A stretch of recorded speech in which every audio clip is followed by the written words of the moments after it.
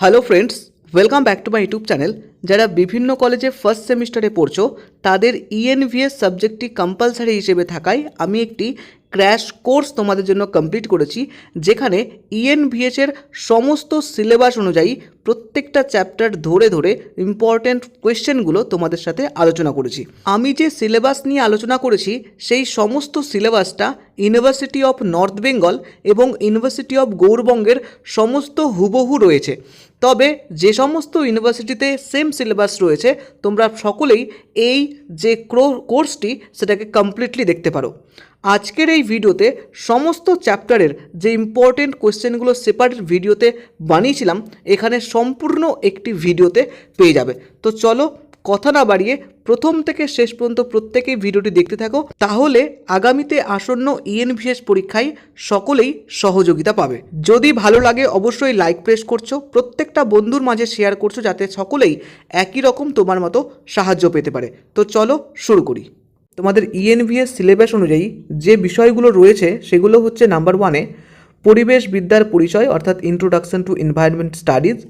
Number 2-এ রয়েছে প্রাকৃতিক সম্পদ অর্থাৎ renewable and non renewable resources. Number 3-তে রয়েছে ইকোসিস্টেম অর্থাৎ বাস্তুতন্ত্র। নাম্বার 4-তে রয়েছে জীব বৈচিত্র্য এবং তার সংরক্ষণ, biodiversity and it's conservation. Next রয়েছে 5 নম্বরে পরিবেশ দূষণ অর্থাৎ এনভায়রনমেন্টাল পলিউশন। নাম্বার 6-তে রয়েছে পরিবেশগত নীতি এবং তার চর্চা।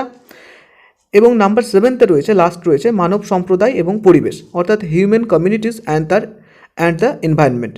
তো এই হচ্ছে টোটাল 7টা ইউনিট। এই 7টা ইউনিটের উপরেই তোমাদের প্রশ্নপত্র হবে, যেটা টোটাল 40 নম্বরের প্রশ্ন তোমাকে আনসার করতে হবে পরীক্ষাতে। তো আমি একটি সিরিজ কন্টিনিউ করছি, যে সিরিজে তোমাদের সমস্ত বিষয়গুলো তুলে ধরবো এবং একদম শেষের দিকে আমি তোমাদের লাস্ট যে এক্সাম হয়েছে তার সমস্ত প্রশ্নের আনসারগুলো করে দেওয়ার চেষ্টা করব। তো চলো আজকের যে প্রথম অধ্যায় অর্থাৎ পরিবেশ বিদ্যার পরিচয় এই বিষয় নিয়ে আলোচনা করব। প্রত্যেক দিন 20টা করে প্রশ্ন করব। তোমরা প্রত্যেকটা প্রশ্ন যদি ভালো করে পড়ে নাও তাহলে অবশ্যই গ্যারেন্টি সহকারে বলতে পারি তোমরা 40-তে 40 অবশ্যই পাবে। তো চলো আজকের যে প্রথম ইউনিট সেটা শুরু করছি। ভৌত পরিবেশের প্রধানতম উপাদান কি? মৃত্তিকা, জল, বায়ু না উষ্ণতা? অপশন নাম্বার এ হচ্ছে এখানে সঠিক আনসার। তোমরা সকলেই আনসার নোট করে নিতে পারো। নাম্বার 2-তে রয়েছে সজীব ও জড় উপাদানগুলি একত্রে যে পরিবেশ সৃষ্টি করে তাকে কি বলে? সামাজিক পরিবেশ, প্রাকৃতিক পরিবেশ, অর্থনৈতিক পরিবেশ না সাংস্কৃতিক পরিবেশ? অপশন নাম্বার বি হচ্ছে এখানে সঠিক আনসার, প্রাকৃতিক পরিবেশ। নাম্বার 3 রয়েছে জীব পরিবেশের অন্যতম উপাদান কি? উদ্ভিদ, প্রাণীজগৎ, উপরের দুটোই না কোনোটি নয়? অপশন নাম্বার সি হচ্ছে এখানে সঠিক আনসার, অর্থাৎ পরিবেশ অন্যতম উপাদান হচ্ছে উদ্ভিদ এবং প্রাণীজগৎ দুটোই। নেক্সট আমরা 4th নাম্বারে চলে যাব। তুমি দেখতে পাচ্ছ এখানে লেখা রয়েছে বাস্তুতন্ত্রে শক্তি প্রবাহ আলোচনা প্রসঙ্গে বিজ্ঞানের যে দুটি শাখা ব্যবহার করা হয় সেগুলো কি কি? পরিবেশবিদ্যা ও সামাজিক বিদ্যা, পরিবেশবিদ্যা ও জীববিদ্যা না পরিবেশবিদ্যা ও পদার্থবিদ্যা না জীববিদ্যা ও পদার্থবিদ্যা? এখানে সঠিক আনসার হচ্ছে জীববিদ্যা এবং পদার্থবিদ্যা। নেক্সট 5th নাম্বারে বলছে মানুষের পরিবেশ বলতে কি বোঝায়? এখানে অপশন নাম্বার বি হচ্ছে সঠিক আনসার, অর্থাৎ পরিবেশের অজৈব উপাদান এবং পরিবেশের অর্থ সামাজিক উপাদান বোঝায় মানুষের পরিবেশ বলতে। ওকে, আমরা নেক্সট চলে যাব 6th নাম্বার কোয়েশ্চেনে। তুমি দেখতে পাচ্ছ লেখা রয়েছে এখানে নিচের কোন শব্দটি থেকে পরিবেশ বা এনভায়রনমেন্ট শব্দটি এসছে? সঠিক আনসার হচ্ছে অপশন নাম্বার এ, এনভায়রন। নেক্সট তুমি দেখতে পাচ্ছ পরিবেশ কত প্রকার? এখানে 5, 2, 3, 4। সঠিক আনসার হচ্ছে অপশন নাম্বার এ, অর্থাৎ পরিবেশ হচ্ছে 5 প্রকার। নেক্সট কোশ্চেন আমরা দেখব জড় ও জীব উপাদান নিয়ে কি নিয়ে গঠিত? প্রাকৃতিক পরিবেশ, সামাজিক পরিবেশ, ভৌত পরিবেশ। 3টে অপশন দেওয়া রয়েছে, কোনটার সঙ্গে ম্যাচ করবে? এখানে অপশন নাম্বার বি হচ্ছে সঠিক আনসার, অর্থাৎ 1 and 3। প্রাকৃতিক পরিবেশ এবং ভৌত পরিবেশ হচ্ছে জীব এবং জড় উপাদান নিয়ে গঠিত। নেক্সট আমরা চলে যাব উদ্ভিদের খাদ্য বন্টনের গুরুত্বপূর্ণ নিয়ন্ত্রক কি? জীবজন্তু, জীবাণু, জল না মাটি? এখানে অপশন নাম্বার বি হচ্ছে কারেক্ট অ্যান্সার, যেটা হচ্ছে জীবাণু। ওকে, নেক্সট আমরা 10 নম্বর চলে যাব। পরিবেশের বায়োটিক কম্পোনেন্ট কাকে বলে? আলোক ও তাপমাত্রা, উদ্ভিদ ও প্রাণী, জল ও বায়ু, ওজোন ও আর্গন? অপশন নাম্বার বি হচ্ছে এখানে সঠিক আনসার, যেটা হচ্ছে উদ্ভিদ ও প্রাণী। যে কোনো পরিবেশের বায়োটিক কম্পোনেন্ট বলতে উদ্ভিদ এবং প্রাণীকেই বোঝানো হয়। 11 নম্বর কোশ্চেনে দেখো, দেখতে পাচ্ছ পরিবেশ শব্দটির উৎপত্তি কোথায়, উৎপত্তিগত অর্থ কী?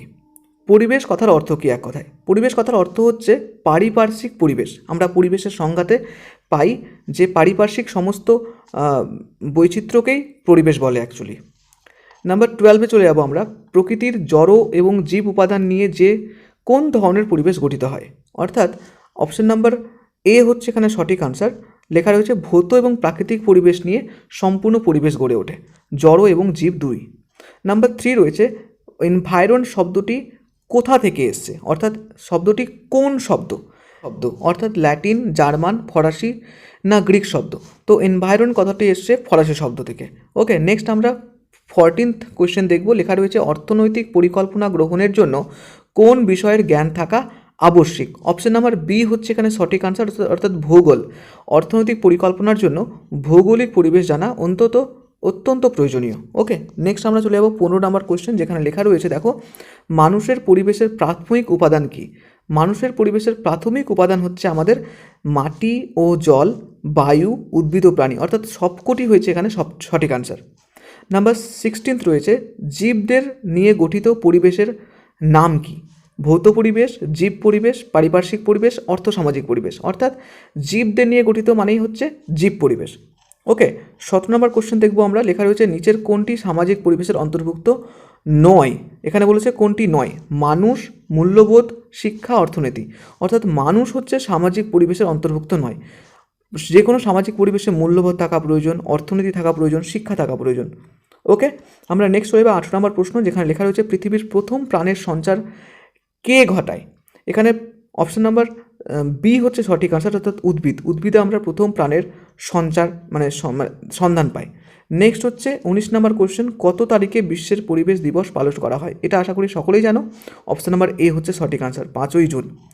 নেক্সট 20 নম্বর কোশ্চেন রয়েছে পরিবেশ আইন প্রণয়নের জন্য পরিবেশবিদ্যায় যে শাখাটির সাহায্য নেওয়া হয় তাকে কি বলে? তো এখানে অপশন নাম্বার বি হবে সঠিক আনসার, আইনশাস্ত্র। অর্থাৎ যে কোনো আইন প্রণয়নের জন্য আমরা আইনশাস্ত্র ব্যবহৃত করি।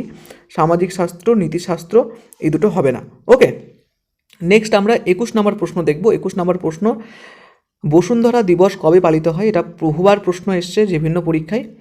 তো এখানে হচ্ছে এ নাম্বার আনসার হচ্ছে সঠিক, অর্থাৎ 20 এপ্রিল বসুন্ধরা দিবস পালন করা হয়। বায়োস্ফিয়ার বা জীবমণ্ডল শব্দটি প্রথম কে ব্যবহার করেন? প্রথম জীবমণ্ডল ও বায়োস্ফিয়ার কথাটি ব্যবহার করেন আর্নস্ট। ভালো করে মনে রাখবে, আর্নস্ট। ওকে, 23 নম্বর কোশ্চেন হচ্ছে মানুষ দ্বারা তৈরি পরিবেশকে কি বলা হয়? মানুষ দ্বারা তৈরি পরিবেশকে বলা হয় আমাদের, এখানে সামাজিক পরিবেশ লেখা রয়েছে, প্রাকৃতিক পরিবেশ, অর্থনৈতিক পরিবেশ এবং সাংস্কৃতিক পরিবেশ। অপশন নাম্বার এ হচ্ছে সঠিক আনসার, কেননা সামাজিক পরিবেশ তৈরি করে কারা? মানুষ তৈরি করে। ওকে, নেক্সট আমরা 24th প্রশ্ন দেখব। সামাজিক পরিবেশের অন্যতম উপাদান কি? সামাজিক পরিবেশের অন্যতম উপাদান হচ্ছে আমাদের সংস্কৃতি, কেননা সমাজে বিভিন্ন সংস্কৃতি বজায় রেখে আমাদের সমাজটা তৈরি হয়। ওকে, 25th নাম্বার প্রশ্ন এবং আজকের লাস্ট প্রশ্ন, ভৌত পরিবেশের একটি সজীব উপাদানের নাম বলো। অপশন নাম্বার এ হচ্ছে এখানে সঠিক আনসার, ভৌত পরিবেশের সজীব উপাদান বলতে মানুষ। গাছপালা, জল, বায়ু সবকটাই হচ্ছে আমাদের পরিবেশের উদাহরণ, কিন্তু ভৌত পরিবেশের উদাহরণ হচ্ছে আমাদের এখানে মানুষ। ওকে, তো 26 নাম্বার কোশ্চেনে তুমি দেখতে পাচ্ছ লেখা রয়েছে বায়ুমণ্ডলীয় পরিবেশের প্রধান উপাদান কি? জলবায়ু, উষ্ণতা, ভূপ্রকৃতি না বৃষ্টিপাত? এখানে সঠিক আনসার হচ্ছে অপশন সি, অর্থাৎ ভূপ্রকৃতি। নেক্সট 27 নাম্বার কোয়েশ্চেন রয়েছে যে মৌলিক পদার্থটি শিলামণ্ডলে বেশি পাওয়া যায় তার নাম কি? কার্বন, অক্সিজেন, নাইট্রোজেন, কোনোটিই নয়। অপশন নাম্বার সি হচ্ছে এখানে সঠিক আনসার, অর্থাৎ নাইট্রোজেন। নেক্সট 28 নাম্বার কোশ্চেনে দেখব আমরা, লেখা রয়েছে মাটি কোন ধরনের পদার্থ? যৌগিক পদার্থ, মৌলিক পদার্থ, তরল পদার্থ না মিশ্র পদার্থ? অপশন নাম্বার 28-এর অপশন নাম্বার ডি হচ্ছে সঠিক আনসার, অর্থাৎ মিশ্র পদার্থ।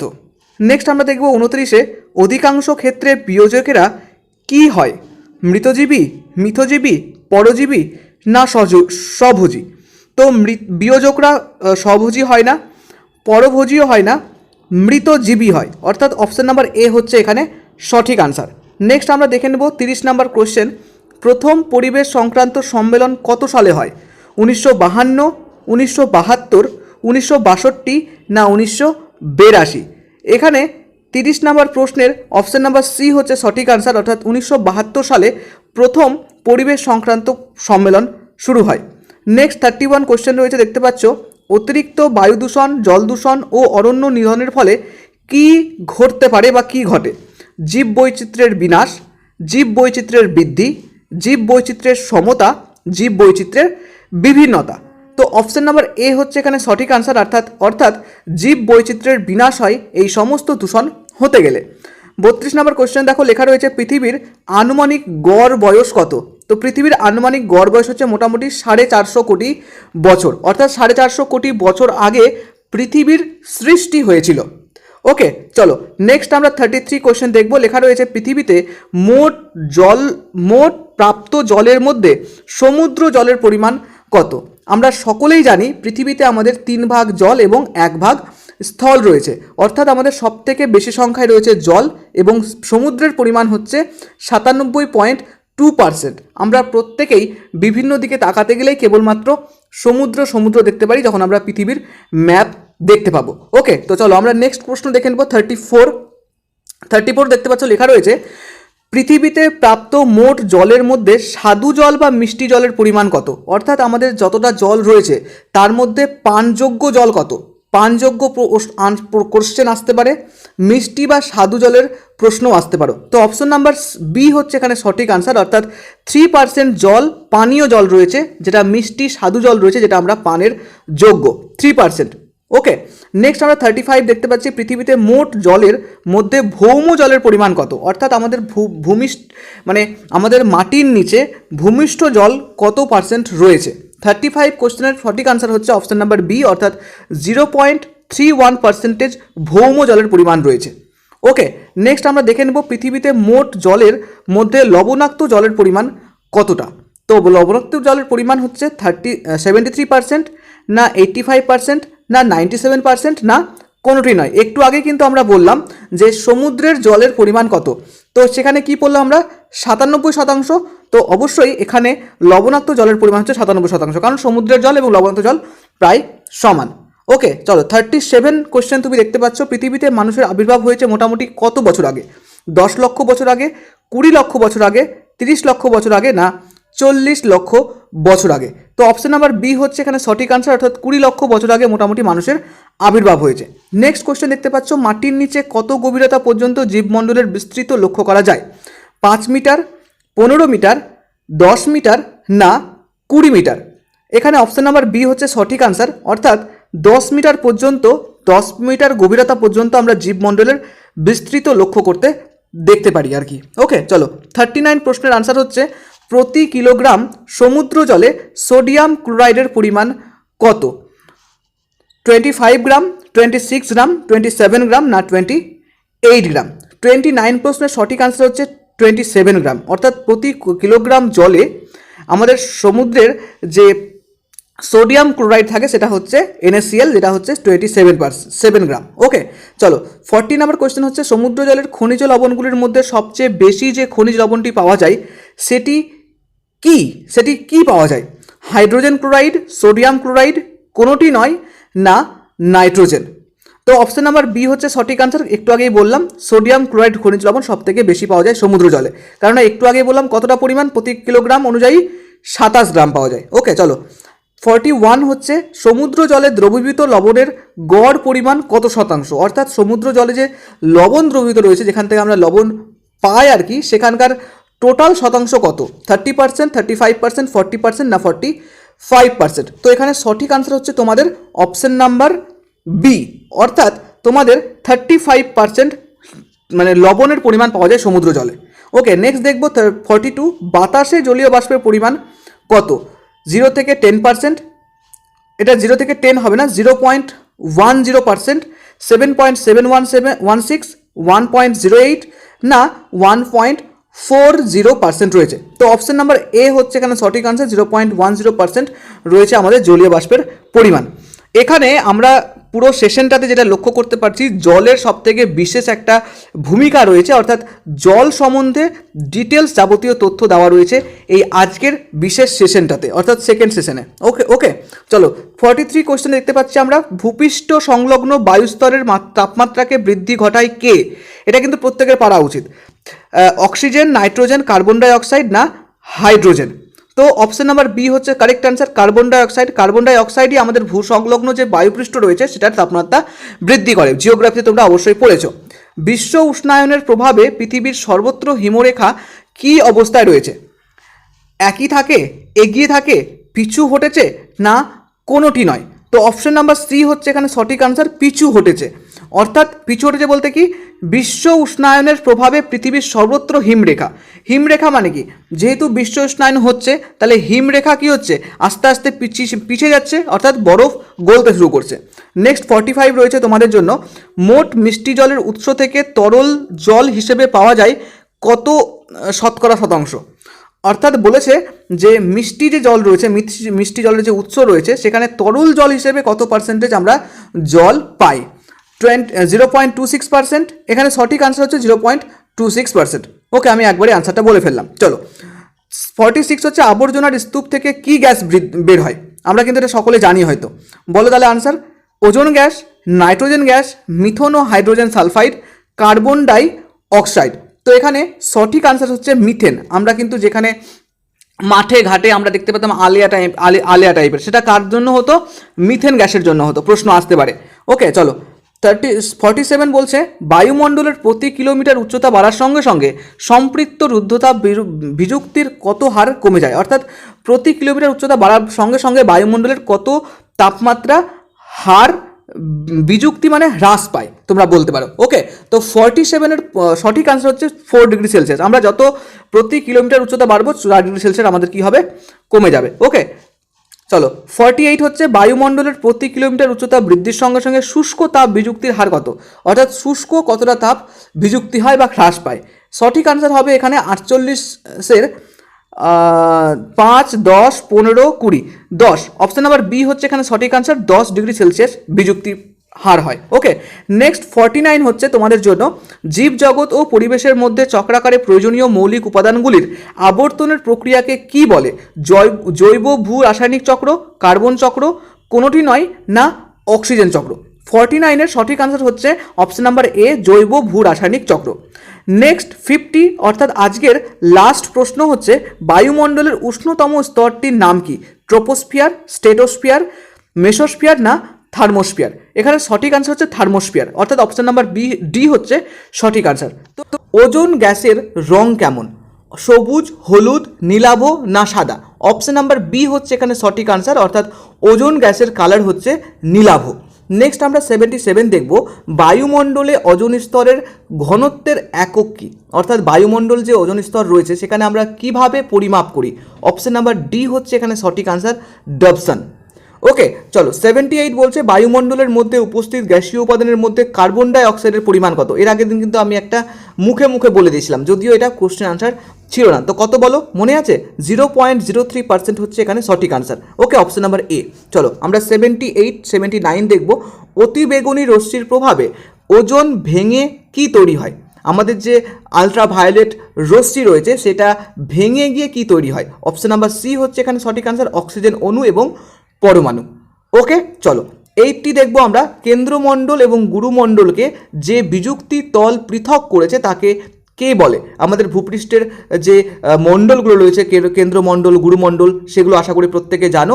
তো এটা যে ভাগ করে রেখেছে, বিযুক্ত করে রেখেছে, সেটার নাম কি বলো? তো সেটার নাম হচ্ছে এখানে গুটেনবার্গ বিযুক্তি। ওকে অপশন নাম্বার সি হচ্ছে সঠিক আনসার। 81 বলছে, ভূত্বকে সীমার গভীরতা কত? অর্থাৎ ভূত্বক যে রয়েছে সেটার সীমার গভীরতা কত? 4 to 8, 6 to 10, 7 to 5 to 7 না 7 to 15? অপশন নাম্বার বি হচ্ছে এখানে সঠিক আনসার, অর্থাৎ 5 থেকে 7 কিলোমিটার সীমার গভীরতা রয়েছে। ওকে চলো আমরা নেক্সট দেখব 82, শিলামণ্ডলের মৌলিক উপাদানগুলির মধ্যে সিলিকার পরিমাণ কত? তো এখানে অপশন হচ্ছে এ হচ্ছে সঠিক আনসার, 27.7%।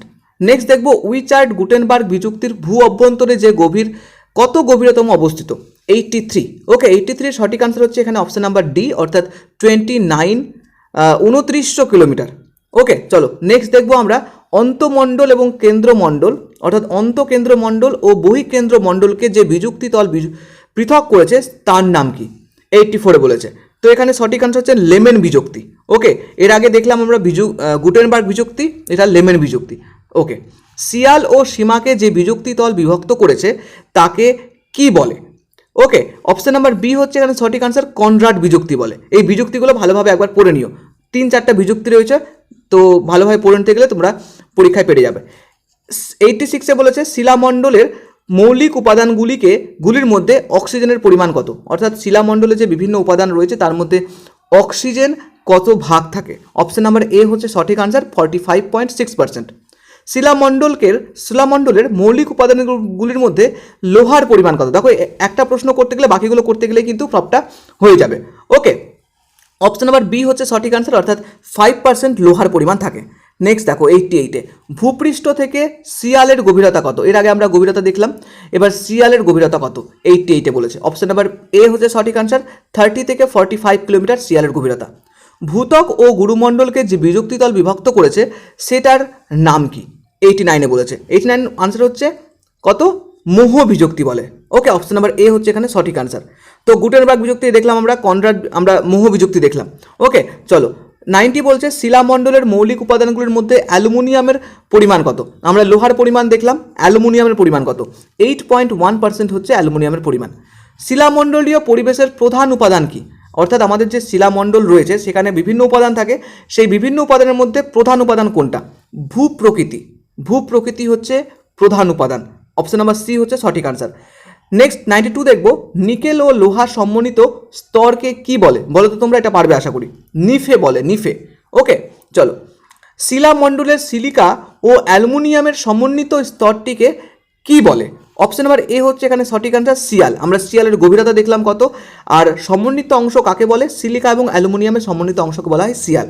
চলো 94 দেখবো শিলামণ্ডলকে সিলিকা ও ম্যাগনেসিয়াম সমন্বিত স্তরকে কি বলে? এবার সিলিকা এবং ম্যাগনেসিয়াম কি বলে? সীমা বলে। ওকে, সিলিকা অ্যালুমিনিয়ামকে বলে শিয়াল এবং সিলিকা ম্যাগনেসিয়ামকে বলে সীমা। ওকে, চলো নেক্সট আমরা দেখব যে বাড়িমণ্ডল 95, বাড়িমণ্ডল পরিবেশের প্রধান উপাদান কি? বাড়িমণ্ডলীয় পরিবেশের ওকে প্রধান উপাদান কি? আশা করি তোমরা এটা প্রত্যেকেই পারবে, তাই না? অপশন নাম্বার সি হচ্ছে সঠিক আনসার। কেন বলো তো? বায়ু আছে, স্থল আছে, কোনোটি নয় আছে সমুদ্র জল। বাড়িমণ্ডল মানে কি? জল, তো সমুদ্র জল। চলো 96 বলছে ভূত্বক, বাড়িমণ্ডল ও বায়ুমণ্ডলের যে অংশে জীবের সৃষ্টি, বৃদ্ধি ও অস্তিত্ব লক্ষ্য করা যায় তাকে কি বলে? 96 অপশন নাম্বার বি হচ্ছে সঠিক আনসার, জীবমণ্ডল। এই জীবমণ্ডলেই আমরা সমস্ত কিছু লক্ষ্য করতে পারি। ভূত্বক বলেছে, বায়ু বলেছে, জল বলেছে, তাহলে এটা কোথায়? জীবমণ্ডল নিশ্চয়ই। চলো বায়ুমণ্ডল হবে না, বায়ুমণ্ডলে বায়ু থাকবে, শিলামণ্ডলে শিলা থাকবে, বাড়িমণ্ডলে জল থাকবে, তাহলে জীবমণ্ডল সব কিছু থাকবে। 97 আমরা দেখবো, আমরা 100 পর্যন্ত আজকে শেষ প্রশ্ন দেখবো আর কি। 97 বলছে পৃথিবীর সবচেয়ে ভেতরের অংশের নাম কি? একদম পৃথিবীর যে ভেতরে যে বিভিন্ন এই যে মণ্ডলগুলো পড়লাম আমরা এখন, তাহলে সব থেকে কেন্দ্র মণ্ডলের নাম কি বা ভিতরের মণ্ডলের নাম কি? অপশন নাম্বার এ হচ্ছে এখানে সঠিক আনসার, অর্থাৎ কেন্দ্রমণ্ডল। প্রথমে কেন্দ্রমণ্ডল, তারপরে বিভিন্ন স্তর রয়েছে, মানে একদম ভেতরের স্তরটি রয়েছে, এখানে গোল এরকম ছবি রয়েছে, তোমরা জিওগ্রাফিতে পড়েছো আশা করি, সেটাকে কেন্দ্রমণ্ডল বলে। 98 পৃথিবীর জনসংখ্যা বৃদ্ধির হার সবচেয়ে বেশি কোথায়? সব থেকে বেশি কোথায় মানে জনসংখ্যা বৃদ্ধি হয়? যেখানে উন্নয়নশীল দেশ, অনুন্নত দেশ, উন্নত দেশ, উন্নত এবং অনুন্নত সবটা, তাহলে তো এগুলো হবে না, উন্নত বা উন্নত হবে না, উন্নয়নশীল দেশ। অপশন নাম্বার বি হচ্ছে এখানে সঠিক আনসার। আমরা 99 দেখব উত্তর ও দক্ষিণ মেরুতে বরফ হিসেবে জমে থাকা মিষ্টি জলের পরিমাণ কত? আমরা মিষ্টি জলের পরিমাণ এটা কিন্তু পড়ছিলাম, সে 3rd নাম্বার ভিডিওতে কিন্তু ভালোভাবে দেখে নিও। অপশন নাম্বার বি হচ্ছে সঠিক আনসার, 2.3% হচ্ছে মিষ্টি জল থাকে উত্তর এবং দক্ষিণ মেরুতে। ভারতে অবস্থিত শীতলতম মরুভূমির নাম কি? যেখানে ঠান্ডা প্রচুর থাকে যে মরুভূমিতে, সেই মরুভূমির নাম কি? লাদাখ। লাদাখ হচ্ছে আমাদের ভারতের একদম অন্যতম একটা শীতলতম মরুভূমি। তো তুমি গৌড়বঙ্গ ইউনিভার্সিটি অথবা উত্তরবঙ্গ ইউনিভার্সিটি বা আদার্স কোনো ইউনিভার্সিটির যাদের ইএনভিএস সাবজেক্টটি রয়েছে সকলেরই সিলেবাস সেম, সুতরাং তুমি সম্পূর্ণ এই সিরিজটি দেখতে পারো। আমরা অলরেডি চ্যাপ্টার 1-এর গুরুত্বপূর্ণ 100খানা কোয়েশ্চেন আলোচনা করে ফেলেছি। আজকে সেকেন্ড চ্যাপ্টার আলোচনা করব। আরও কিছু প্রশ্নপত্র রয়েছে যেগুলো আমরা সম্পূর্ণ সিলেবাস কমপ্লিট হওয়ার পরে আলোচনা করব। তো চলো আজকে সেকেন্ড চ্যাপ্টার প্রাকৃতিক সম্পদ, পুনর্ভব এবং অপুনর্ভব সম্পদ নিয়ে আলোচনা করি। আজকের বিশেষ সিরিজে 25টা গুরুত্বপূর্ণ কোয়েশ্চেন থাকবে। তো চলো শুরু করা যাক। প্রথমেই তুমি দেখতে পাচ্ছ নাম্বার 1-এ ভারতের সবুজ বিপ্লবের সূচনা কে করেছিলেন? এই প্রশ্নটি অলরেডি প্রিভিয়াস ইয়ার কোশ্চেনে চলে এসেছে। তো এখানে সঠিক আনসার হচ্ছে অপশন নাম্বার ডি, অর্থাৎ এস স্বামীনাথন। নেক্সট, ফসজিন কি? ফসজিন এক প্রকার কীটনাশক, না জৈব সার, না রাসায়নিক সার, না জীবজ সার? তো এখানে অপশন নাম্বার এ হচ্ছে সঠিক আনসার, অর্থাৎ কীটনাশক হচ্ছে এক প্রকার ফসজিন। নেক্সট নাম্বার 3-তে বলছে জলবিদ্যুৎ শক্তি কী ধরনের সম্পদ? জলবিদ্যুৎ গচ্ছিত সম্পদ, প্রবহমান সম্পদ, না আবর্তনীয় সম্পদ, না দুষ্প্রাপ্য সম্পদ? তো আমাদের জলবিদ্যুৎ হচ্ছে এক প্রকার প্রবহমান সম্পদ। নেক্সট 4 নাম্বার দেখে নেব আমরা, লোহা কী ধরনের সম্পদ? আবর্তনীয় সম্পদ, প্রবহমান সম্পদ, জাতীয় সম্পদ, না অদ্বিতীয় সম্পদ? এখানে লোহা হচ্ছে আমাদের আবর্তনীয় গচ্ছিত সম্পদ। নেক্সট 5-তে দেখব একটি পরিবেশ বান্ধব সম্পদের উদাহরণ দাও। তো আমরা এটা অলরেডি প্রত্যেকে জানবো আশা করি, সৌরশক্তি। এটা হচ্ছে পরিবেশ বান্ধব, কেননা এই শক্তি ইউজ করলে কোনো প্রকার দূষণ হয় না, কিন্তু বাকিগুলোর ক্ষেত্রে দূষণ হতে পারে। নেক্সট 6 নাম্বারে দেখব যেসব সম্পদ প্রত্যক্ষ করা যায় না তাদের কি বলে? যেসব সম্পদ আমরা প্রত্যক্ষভাবে দেখি না বা ইউজ করা যায় না সেসব সম্পদকে কি বলে? বলে কি অবস্তুগত সম্পদ। অপশন নাম্বার বি হচ্ছে এখানে সঠিক আনসার। নেক্সট আমরা 7 নাম্বার দেখে নেব। 7 নাম্বার দেখো লেখা রয়েছে বস্তুর কার্যকারিতায় সম্পদ। বক্তব্যটির কে উল্লেখ করেছেন? এই বক্তব্যটি কার লেখা বা কে বলেছেন? অপশন নাম্বার এখানে সি হচ্ছে কারেক্ট আনসার, অর্থাৎ জিমারম্যান এই কথাটি বলেছেন। নেক্সট 8 নাম্বারে দেখব কয়লা কি প্রকার সম্পদ? কয়লা আমাদের কি প্রকার সম্পদ? এটাও আশা করি প্রত্যেকে জানো। অপশন নাম্বার বি হচ্ছে সঠিক আনসার, কেননা অপূরণশীল সম্পদ। নেক্সট, জল কি ধরনের সম্পদ? জল আমাদের এখানে কি ধরনের সম্পদ বলো? পুনর্ভব সম্পদ। ওকে, জল হচ্ছে আমাদের পুনর্ভব সম্পদ। তাহলে আমাদের চ্যাপ্টার যে পুনর্ভব সম্পদ সেটা একটা এক্সাম্পল হচ্ছে আমাদের জল। ওকে চলো নেক্সট 10 নাম্বার তুমি দেখতে পাচ্ছ মানুষকে সম্পদের কি বলা হয়? সৃষ্টিকর্তা, সৃষ্টিকারী ও ভোগকারী, ধ্বংসকারী ও ভোগকারী। তো মানুষ কি প্রকার হবে বলো? মানুষ হবে সৃষ্টিকারী এবং ভোগকারী, অর্থাৎ দুই হচ্ছে মানুষ। চলো নেক্সট আমরা দেখবো 11 নম্বর প্রশ্ন, ওয়ার্ল্ড রিসোর্সেস অ্যান্ড ইন্ডাস্ট্রিজ বইটি কে লিখেছেন? অপশন নাম্বার সি হচ্ছে এখানে কারেক্ট আনসার, জিমারম্যান। এর আগের উক্তিটি জিমারম্যানেরই, এই উক্তিটিও এই লেখাটিও হচ্ছে জিমারম্যান। ওকে তো চলো, আন্টার্কটিকায় খনিজ সম্পদ কি অবস্থায় রয়েছে? কি অবস্থায় রয়েছে? নিরপেক্ষ উপাদান হিসেবে রয়েছে। সম্পদের কার্যকারিতাকে কি বলে? স্থিতিশীল, গতিশীল, নিরপেক্ষ, না কোনোটিই নয়? অপশন নাম্বার বি হচ্ছে এখানে সঠিক আনসার, অর্থাৎ গতিশীল। ওকে চলো নেক্সট আমরা 14 দেখব বায়ুমণ্ডলের ওজোন স্তর কী ধরনের সম্পদ? বায়ুমণ্ডলে যে আমাদের ওজোন স্তর রয়েছে সেটা কী ধরনের সম্পদ? অপশন নাম্বার সি হচ্ছে এখানে কারেক্ট আনসার, আন্তর্জাতিক সম্পদ, কেননা ওজোন স্তর গোটা বিশ্বে রয়েছে। ক্রায়োলাইট কি? ব্যক্তিগত সম্পদ, সর্বত্র প্রাপ্ত সম্পদ, সহজলভ্য সম্পদ, না অদ্বিতীয় সম্পদ? এখানে সঠিক আনসার হচ্ছে অপশন নাম্বার সি, অদ্বিতীয় সম্পদ। বনভূমি কি ধরনের সম্পদ? অপূরণশীল সম্পদ, পূরণশীল, গচ্ছিত, অথবা দুষ্প্রাপ্য সম্পদ? অপশন নাম্বার বি হচ্ছে এখানে সঠিক আনসার, অর্থাৎ পূরণশীল সম্পদ। ওকে চলো আমরা নেক্সট দেখে নেব। নেক্সট 17, সম্পদ সৃষ্টি ও উন্নয়নের ক্ষেত্রে কার দ্বৈত ভূমিকা রয়েছে? দ্বৈত মানে ডাবল কার ভূমিকা রয়েছে? তো মানুষের ভূমিকা রয়েছে। সৃষ্টিও করতে পারে, উন্নয়নও করতে পারে মানুষ। চলো নেক্সট হচ্ছে একটি অফুরন্ত সম্পদের উদাহরণ দাও। 18-এ বলছে অফুরন্ত সম্পদ, বলো কি হবে? কি হবে? অপশন নাম্বার এ হচ্ছে সঠিক আনসার, সৌরশক্তি। এটা অফুরন্তভাবে পাওয়া যাবে, বনভূমি হবে না, খনিজ দ্রব্য হবে না, মাছও হবে না। নেক্সট 19 নাম্বার বলছে সম্পদের কার্যকারিতার তথ্য প্রথম কে উপস্থাপন করেছিলেন? প্রথম। অপশন নাম্বার সি হচ্ছে কারেক্ট আনসার, জিমারম্যান। তো জিমারম্যান কিন্তু অনেকগুলো আমরা কোশ্চেন আনসার পেলাম, সেটা কিন্তু ভালো করে তোমরা পড়ে নেবে। নাম্বার 20, কোন সম্মেলনে পরিবেশ ভিত্তিক সংজ্ঞা দেওয়া হয়? কোন সম্মেলনে? অপশন নাম্বার ডি হচ্ছে এখানে কারেক্ট আনসার, অর্থাৎ বসুন্ধরা সম্মেলন। বসুন্ধরা সম্মেলন কবে হয়েছিল এটা তোমাদের হোমওয়ার্ক থাকলো। অলরেডি আমি আলোচনা করেছি ফার্স্ট চ্যাপ্টারের সেকেন্ড কি ফার্স্ট ভিডিওতে। তো তোমাদের একটা হোমওয়ার্ক থাকলো, বসুন্ধরা সম্মেলন কবে হয়েছিল বা কবে প্রতিষ্ঠিত হয়েছিল। নেক্সট হচ্ছে জনবিরলতাকে সম্পদ সৃষ্টির কি প্রকৃতির বাধা বলা যায়? মানে জনবিরল, জনবিরল তাকে সম্পদ সৃষ্টির কি প্রকৃতির বাধা বলা যেতে পারে? এটা এটা কি হবে? অপশন নাম্বার ডি হচ্ছে এখানে কারেক্ট অ্যান্সার, অর্থাৎ মানবিক বাধা। ওকে, নেক্সট নাম্বার 22, একটি গচ্ছিত সম্পদের উদাহরণ দাও। অনেকগুলো আমরা কিন্তু এর আগে সম্পদগুলো দেখলাম, গচ্ছিত, অগচ্ছিত। ওকে, তাহলে এখান থেকে তাহলে বলো তো তোমরা কি হবে? অপশন নাম্বার সি হবে এখানে কারেক্ট আনসার, খনিজ তেল হচ্ছে গচ্ছিত সম্পদ। নেক্সট 23 বলছে জ্ঞানী সকল সম্পদের সৃষ্টিকর্তা, বক্তব্যটি কে বলেছেন? বলো কে বলেছে? 23 এখানে কারেক্ট আনসার হচ্ছে মিচেল। এখানে কিন্তু জিমারম্যান হবে না, মিচেল বলেছেন যে জ্ঞানী হলো সম্পদের সৃষ্টিকর্তা। নেক্সট, সম্পদ সৃষ্টির ক্ষেত্রে প্রাকৃতিক বাধা কি? প্রাকৃতিক কি বাধা? ভূমিকম্প। ভূমিকম্প হচ্ছে সম্পদ সৃষ্টির পক্ষে বাধা। ভূমিকম্প হতে গেলে সমস্ত কিছু নষ্ট বিনষ্ট হয়ে যেতে পারে। নাম্বার 25, আজকের লাস্ট প্রশ্ন, শীতল নাতিশীতোষ্ণ বনভূমির প্রধান বৃক্ষ কি? তাহলে অপশন নাম্বার এ হচ্ছে সঠিক আনসার, অর্থাৎ পাইন হচ্ছে শীতল নাতিশীতোষ্ণ বনভূমির প্রধান বৃক্ষ। তো 26 নাম্বার কোশ্চেন দেখা যাক। দেখতে পাচ্ছ লেখা রয়েছে মানুষের জ্ঞান হলো তার মুখ্য সম্পদ, বক্তব্যটির প্রবক্তাকে। 26-এর সঠিক আনসার হচ্ছে এখানে অপশন নাম্বার সি, অর্থাৎ জিমারম্যান। জিমারম্যানের অনেকগুলো বক্তব্য আমরা প্রিভিয়াস ভিডিওতে অলরেডি দেখে ফেলেছি। নাম্বার 27-তে রয়েছে কোন অরণ্য থেকে মধু সংগ্রহ করা যায়? অপশন নাম্বার সি হচ্ছে এখানে কারেক্ট আনসার, অর্থাৎ ক্রান্তীয় পর্ণমোচী অরণ্য থেকে মধু সংগ্রহ করা যায়। 28, সৌরশক্তি কী ধরনের সম্পদ? এটা তোমরাই পড়বে। এটি হচ্ছে একটি পুনর্ভব সম্পদ, অর্থাৎ অপশন নাম্বার সি হচ্ছে সঠিক আনসার। নেক্সট, অক কি প্রকৃতির বৃক্ষ? 29-এর সঠিক আনসার হচ্ছে অপশন নাম্বার ডি, অর্থাৎ ভূমধ্য সাগরীয় প্রকৃতির বৃক্ষ। ওকে, চলো নেক্সট আমরা 30-তে দেখব হাসপাতাল, বিদ্যালয়, পাঠাগার ইত্যাদিকে কি বলে? অপশন নাম্বার এ হচ্ছে এখানে সঠিক আনসার, সামাজিক সম্পদ বলে এগুলোকে, যেহেতু সমাজে সমস্তটাই অবস্থিত। নেক্সট, মেহগনি কি জাতীয় অরণ্যের বৃক্ষ? মেহগনি হচ্ছে এখানে চিরহরিত অরণ্যের বৃক্ষ। ওকে, চলো নেক্সট 32, মানুষের দ্বৈত ভূমিকার কথা প্রথম কে বলেছিলেন?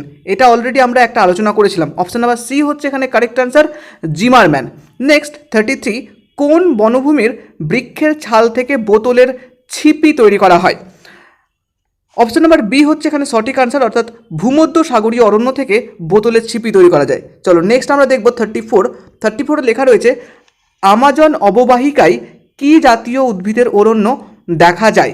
অপশন নাম্বার এ হচ্ছে এখানে সঠিক আনসার, অর্থাৎ চিরসবুজ উদ্ভিদের অরণ্য দেখা যায়, যেহেতু আমাজন অববাহিকায় অবস্থিত। নেক্সট 35, পাইন গাছ থেকে কি সংগ্রহ করা যায়? বলো তোমরাই। অপশন নাম্বার ডি হচ্ছে কারেক্ট অ্যান্সার, তারপিন তেল। পাইন গাছ থেকে তারপিন তেল পাওয়া যায়। 36-এ কোন দেশে বনভূমির পরিমাণ মোট ভূভাগের শতকরা কত ভাগ থাকা উচিত? অর্থাৎ কোনো দেশে যতটা পরিমাণ বনভূমি রয়েছে সেটা সমস্ত ভূভাগের কত শতাংশ হওয়া উচিত? অপশন নাম্বার বি হবে এখানে সঠিক আনসার, অর্থাৎ 33 ভাগ অরণ্য অবশ্যই থাকতে হবে যে কোনো দেশের ভূখণ্ডে। ওকে, চলো 37-এ দেখবো আমরা কমপক্ষে কত হেক্টর জমিতে বৃক্ষ থাকলে তাকে অরণ্য ভূমি বলা হয়? বলো। অপশন নাম্বার এ হচ্ছে এখানে কারেক্ট আনসার, 0.05 হেক্টর জমিতে যদি কোনো বৃক্ষ থাকে তাকে অরণ্য ভূমি বলে অভিহিত করা হয়। নেক্সট 38, কোন গাছ থেকে রজন প্রস্তুত হয়? এটা আশা করি তোমরা প্রত্যেকে পাবে, তাই না? পাইন গাছ থেকে রজন উৎপন্ন হয়। তাহলে এর আগে দেখলাম পাইন গাছ থেকে তারপিন তেল উৎপন্ন হয়, আবার রজনও উৎপন্ন হয়। চলো 39, ভারতের অরণ্য মূলত কি প্রকৃতির? এটাও তোমরা সকলে পারবে। ওকে, চলো আনসার করো চটচট। পর্ণমোচী অরণ্য, অর্থাৎ অপশন নাম্বার বি হচ্ছে সঠিক আনসার। নেক্সট আমরা 40 দেখব তৈগা বনভূমি কি প্রকৃতির অরণ্য? তৈগা সরলবর্গীয় অরণ্য, না ভূমধ্য সাগরীয় অরণ্য, না ক্রান্তীয় পর্ণমোচী অরণ্য, না ক্রান্তীয় বৃষ্টি অরণ্য?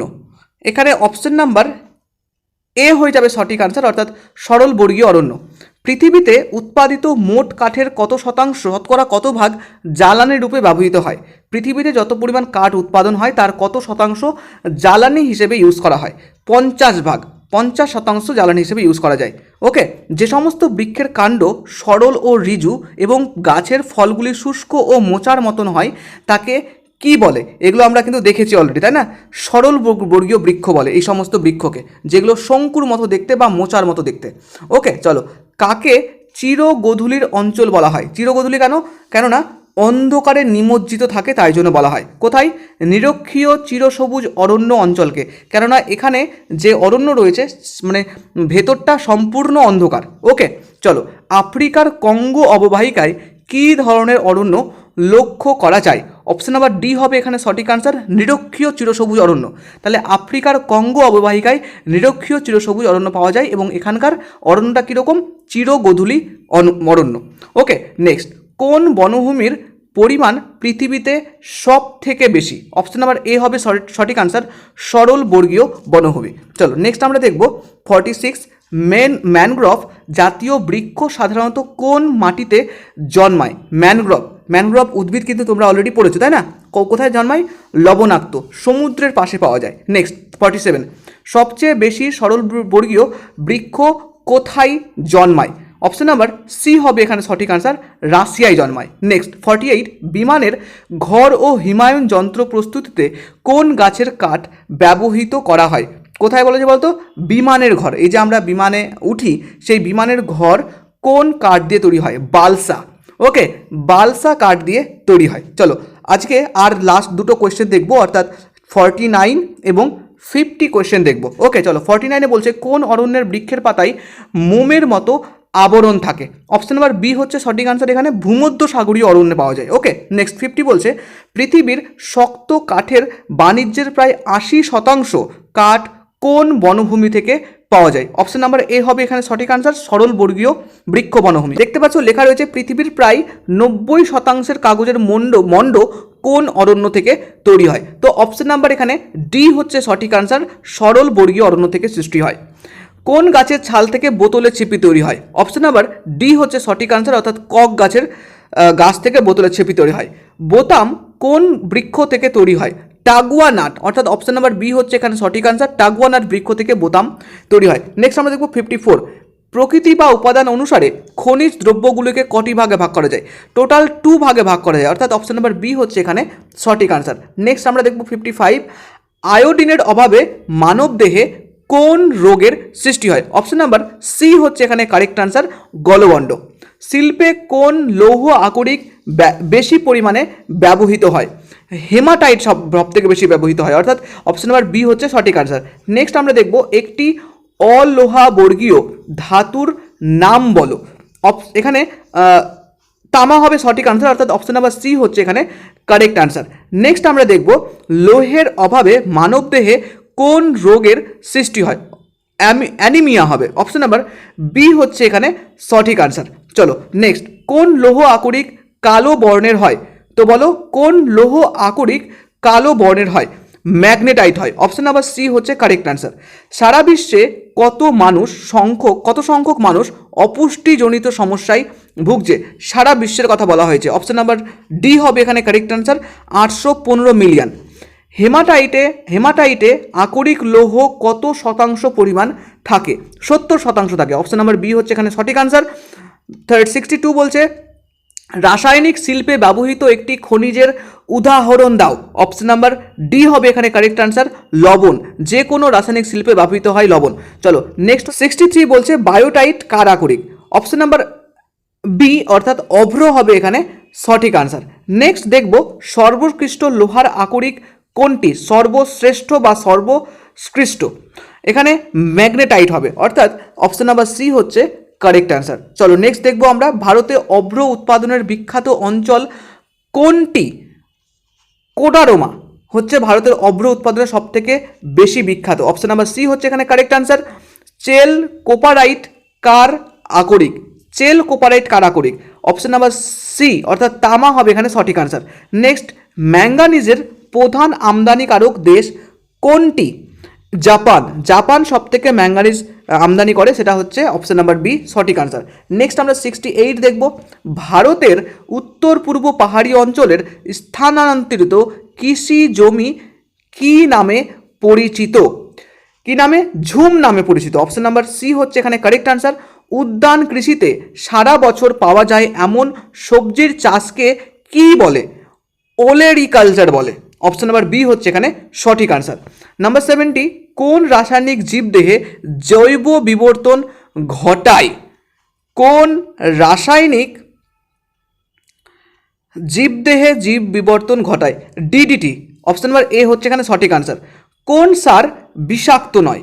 ভার্মি কম্পোস্ট হচ্ছে বিষাক্ত নয়। অপশন নাম্বার বি ডি হচ্ছে এখানে কারেক্ট আনসার। 72 দেখবো আমরা, কোন ফসল লবণাক্ত মাটিতে সব থেকে বেশি ভালো হয়? কোথায় ভালো হয়? গম ভালো হয়। অপশন নাম্বার বি হচ্ছে সঠিক আনসার। উদ্যান কৃষিতে সারা বছর পাওয়া যায় এমন ফল চাষকে কি বলে? এখানে হবে পোমাম কালচার বলে। অপশন নাম্বার ডি হচ্ছে এখানে কারেক্ট আনসার। ওকে, চলো নেক্সট আমরা দেখব সারা পৃথিবীতে কতজন মানুষ খাদ্য সংকটে ভুগছে সারা পৃথিবীতে? 110 মিলিয়ন, 124 মিলিয়ন, 175 মিলিয়ন, না 220 মিলিয়ন? অপশন নাম্বার এখানে বি হয়ে যাবে কারেক্ট আনসার, অর্থাৎ 124 মিলিয়ন। আজকের শেষ প্রশ্ন 75 দেখব, নিম্নলিখিত কৃষি প্রণালীর মধ্যে কোনটিকে আধুনিক কৃষি বলা হয়? প্রগাঢ় কৃষি, স্থানান্তরিত কৃষি, বাগিচা কৃষি, না সবকটি? অপশন নাম্বার বি হবে কারেক্ট আনসার, অর্থাৎ বাগিচা কৃষি। থার্ড চ্যাপ্টার তোমাদের রয়েছে বাস্তুতন্ত্র বা ইকোসিস্টেম। অলরেডি তোমরা এই সম্বন্ধে কম বেশি প্রত্যেকেই জানো। আমরা সরাসরি কোয়েশ্চেনে ঢুকবো এবং সেখান থেকেই আমরা আরও বিস্তারিত তথ্য জানতে পেরে যাব। আজকের প্রথম প্রশ্ন, বাস্তুতন্ত্রে শক্তি প্রবাহের 10% সূত্রের প্রবর্তককে? Ernst Haeckel. Option number C হচ্ছে এখানে সঠিক আনসার। বাস্তুতন্ত্রে অবস্থিত সমস্ত উদ্ভিদ গোষ্ঠীকে একত্রে কি বলে? ফ্লোরা বলে। অপশন নাম্বার এ হচ্ছে এখানে সঠিক আনসার। নাম্বার 4 আমরা কোয়েশ্চেন দেখব, জলাভূমি ও হ্রদের প্রকৃতি সংক্রান্ত বিদ্যাকে কি বলে? লিমনোলজি বলে। অপশন নাম্বার সি হচ্ছে এখানে সঠিক আনসার। নাম্বার 5, পৃথিবীর জল, স্থল ও অভ্যন্তরীক্ষে অবস্থিত জীবসমূহকে কি বলে? এখানে জীবমণ্ডল বলে, অর্থাৎ জীবমণ্ডলের মধ্যেই স্থল, জল, অন্তরিক্ষ সমস্ত কিছু প্রেজেন্ট হয়। তো অপশন নাম্বার সি হচ্ছে এখানে সঠিক আনসার। ইকোসিস্টেমের প্রথম প্রবর্তক বা কে ব্যবহার করেন কথাটি? ট্যান্সলে ব্যবহার করে, অর্থাৎ অপশন নাম্বার ডি হচ্ছে এখানে সঠিক আনসার। আমরা নাম্বার 7 কোয়েশ্চেন দেখব, মানুষ বাস্তুতন্ত্রের কোথায় অবস্থান করে? মানুষ সর্বোচ্চ খাদক, তাই অপশন নাম্বার হচ্ছে এখানে সঠিক আনসার। ইকোসিস্টেম শব্দটি টেন্সলে কবে ব্যবহার করেছিলেন প্রথম? 1935 খ্রিস্টাব্দে করেছিলেন, অর্থাৎ অপশন নাম্বার বি হচ্ছে এখানে সঠিক আনসার। নেক্সট, মৃত্তিকা বিষয়ক চর্চাকে কি বলে? পেডোলজি বলে। অপশন নাম্বার এ হচ্ছে এখানে সঠিক আনসার। নাম্বার 10, বাস্তুতন্ত্রের সকল উৎপাদককে কি বলা হয়? স্বভোজী বলা হয়, অর্থাৎ অপশন নাম্বার এ হচ্ছে এখানে সঠিক আনসার। নেক্সট আমরা 11th কোশ্চেন দেখব, বাস্তুতন্ত্রের মানুষকে কি বলা হয়? সর্বভুক প্রাণী বলে, কেননা মানুষ সর্বভুক, তাই জন্য অপশন নাম্বার এ হচ্ছে এখানে সঠিক আনসার। একটি কৃত্রিম বাস্তুতন্ত্রের উদাহরণ দান। কৃত্রিম মানে যেগুলো আমরা তৈরি করি, অর্থাৎ অ্যাকুয়ারিয়াম হচ্ছে বাস্তুতন্ত্র, হচ্ছে একটা কৃত্রিম বাস্তুতন্ত্র, কেননা সমুদ্র, মরুভূমি, পুকুর সমস্তটাই প্রকৃতি থেকে তৈরি হয়। ইকোলজি শব্দটি হেকেল কত খ্রিস্টাব্দে ব্যবহার করে? 1869 খ্রিস্টাব্দে ব্যবহার করে, অর্থাৎ অপশন নাম্বার ডি হচ্ছে এখানে সঠিক আনসার। নেক্সট, বাস্তুতন্ত্রে অবস্থিত প্রাণী গোষ্ঠীকে এক কথায় কি বলে? ফনা বলে, অর্থাৎ উদ্ভিদ গোষ্ঠীকে ফ্লোরা বলে এবং প্রাণী গোষ্ঠীকে ফনা বলে। এটা তোমরা ভালো করে মাথায় রেখে দাও। নেক্সট আমরা 15 নাম্বার কোয়েশ্চেন দেখব, বাস্তুতন্ত্রে শক্তির প্রধান এবং প্রাথমিক উৎস কি? প্রত্যেকেই জানো, সূর্য। অপশন নাম্বার সি এখানে সঠিক আনসার। জলাশয়ের তলদেশে মাটিতে বসবাসকারী জীবকে কি বলে? বেন্স বলে, অর্থাৎ পুকুর বা জলাশয়ের তলদেশে যেসব প্রাণী ব্যবহার করে তাদেরকে বেন্স বলে। এবং প্ল্যাঙ্কটন হচ্ছে যে সমস্ত হচ্ছে আণুবীক্ষণিক যন্ত্র, মানে আণুবীক্ষণিক প্রাণী, ক্ষুদ্র উদ্ভিদ, সেগুলোকে প্ল্যাঙ্কটন বলে, অর্থাৎ জলের স্রোতের সঙ্গে এরা ভেসে এক জায়গা থেকে অন্য জায়গায় চলে যায়।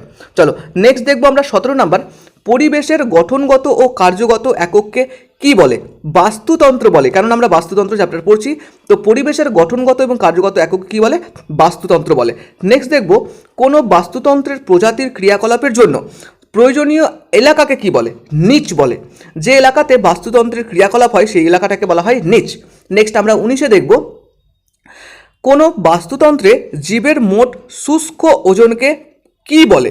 19 নম্বর অপশন হবে জীবভর, অর্থাৎ সমস্ত শুষ্ক যে ওজন বাস্তুতন্ত্রে সেটাকে জীবভর বলে। নেক্সট 20 কোশ্চেন হচ্ছে, বাস্তুতন্ত্রে শক্তি প্রবাহ কি প্রকৃতির হয়? বাস্তুতন্ত্রের শক্তি প্রবাহ সবসময় একমুখী হয়, অর্থাৎ এক মুখে প্রবাহিত হয়।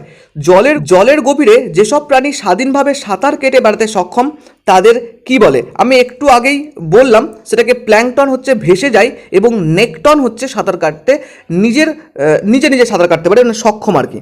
নেক্সট 22 হচ্ছে সবুজ উদ্ভিদ বাস্তুতন্ত্রে কি নামে পরিচিত? এটা আমরা প্রত্যেকে জানি, উৎপাদক নামে পরিচিত।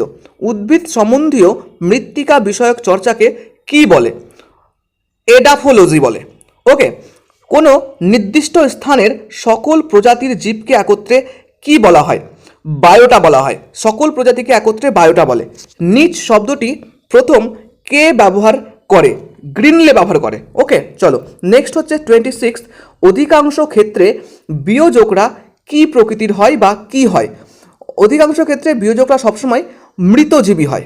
ওকে, স্থির জলের বাস্তুতন্ত্রকে কি বলে?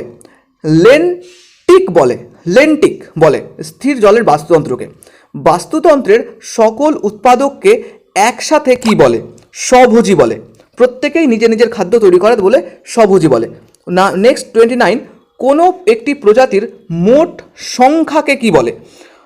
জনসংখ্যা বলে। যে কোনো প্রজাতির সংখ্যাকে জনসংখ্যা বলে। পরস্পর সংলগ্ন দুটি বায়োমের মধ্যবর্তী পরিবর্তনশীল এলাকাকে কি বলে? ইকোটোন বলে।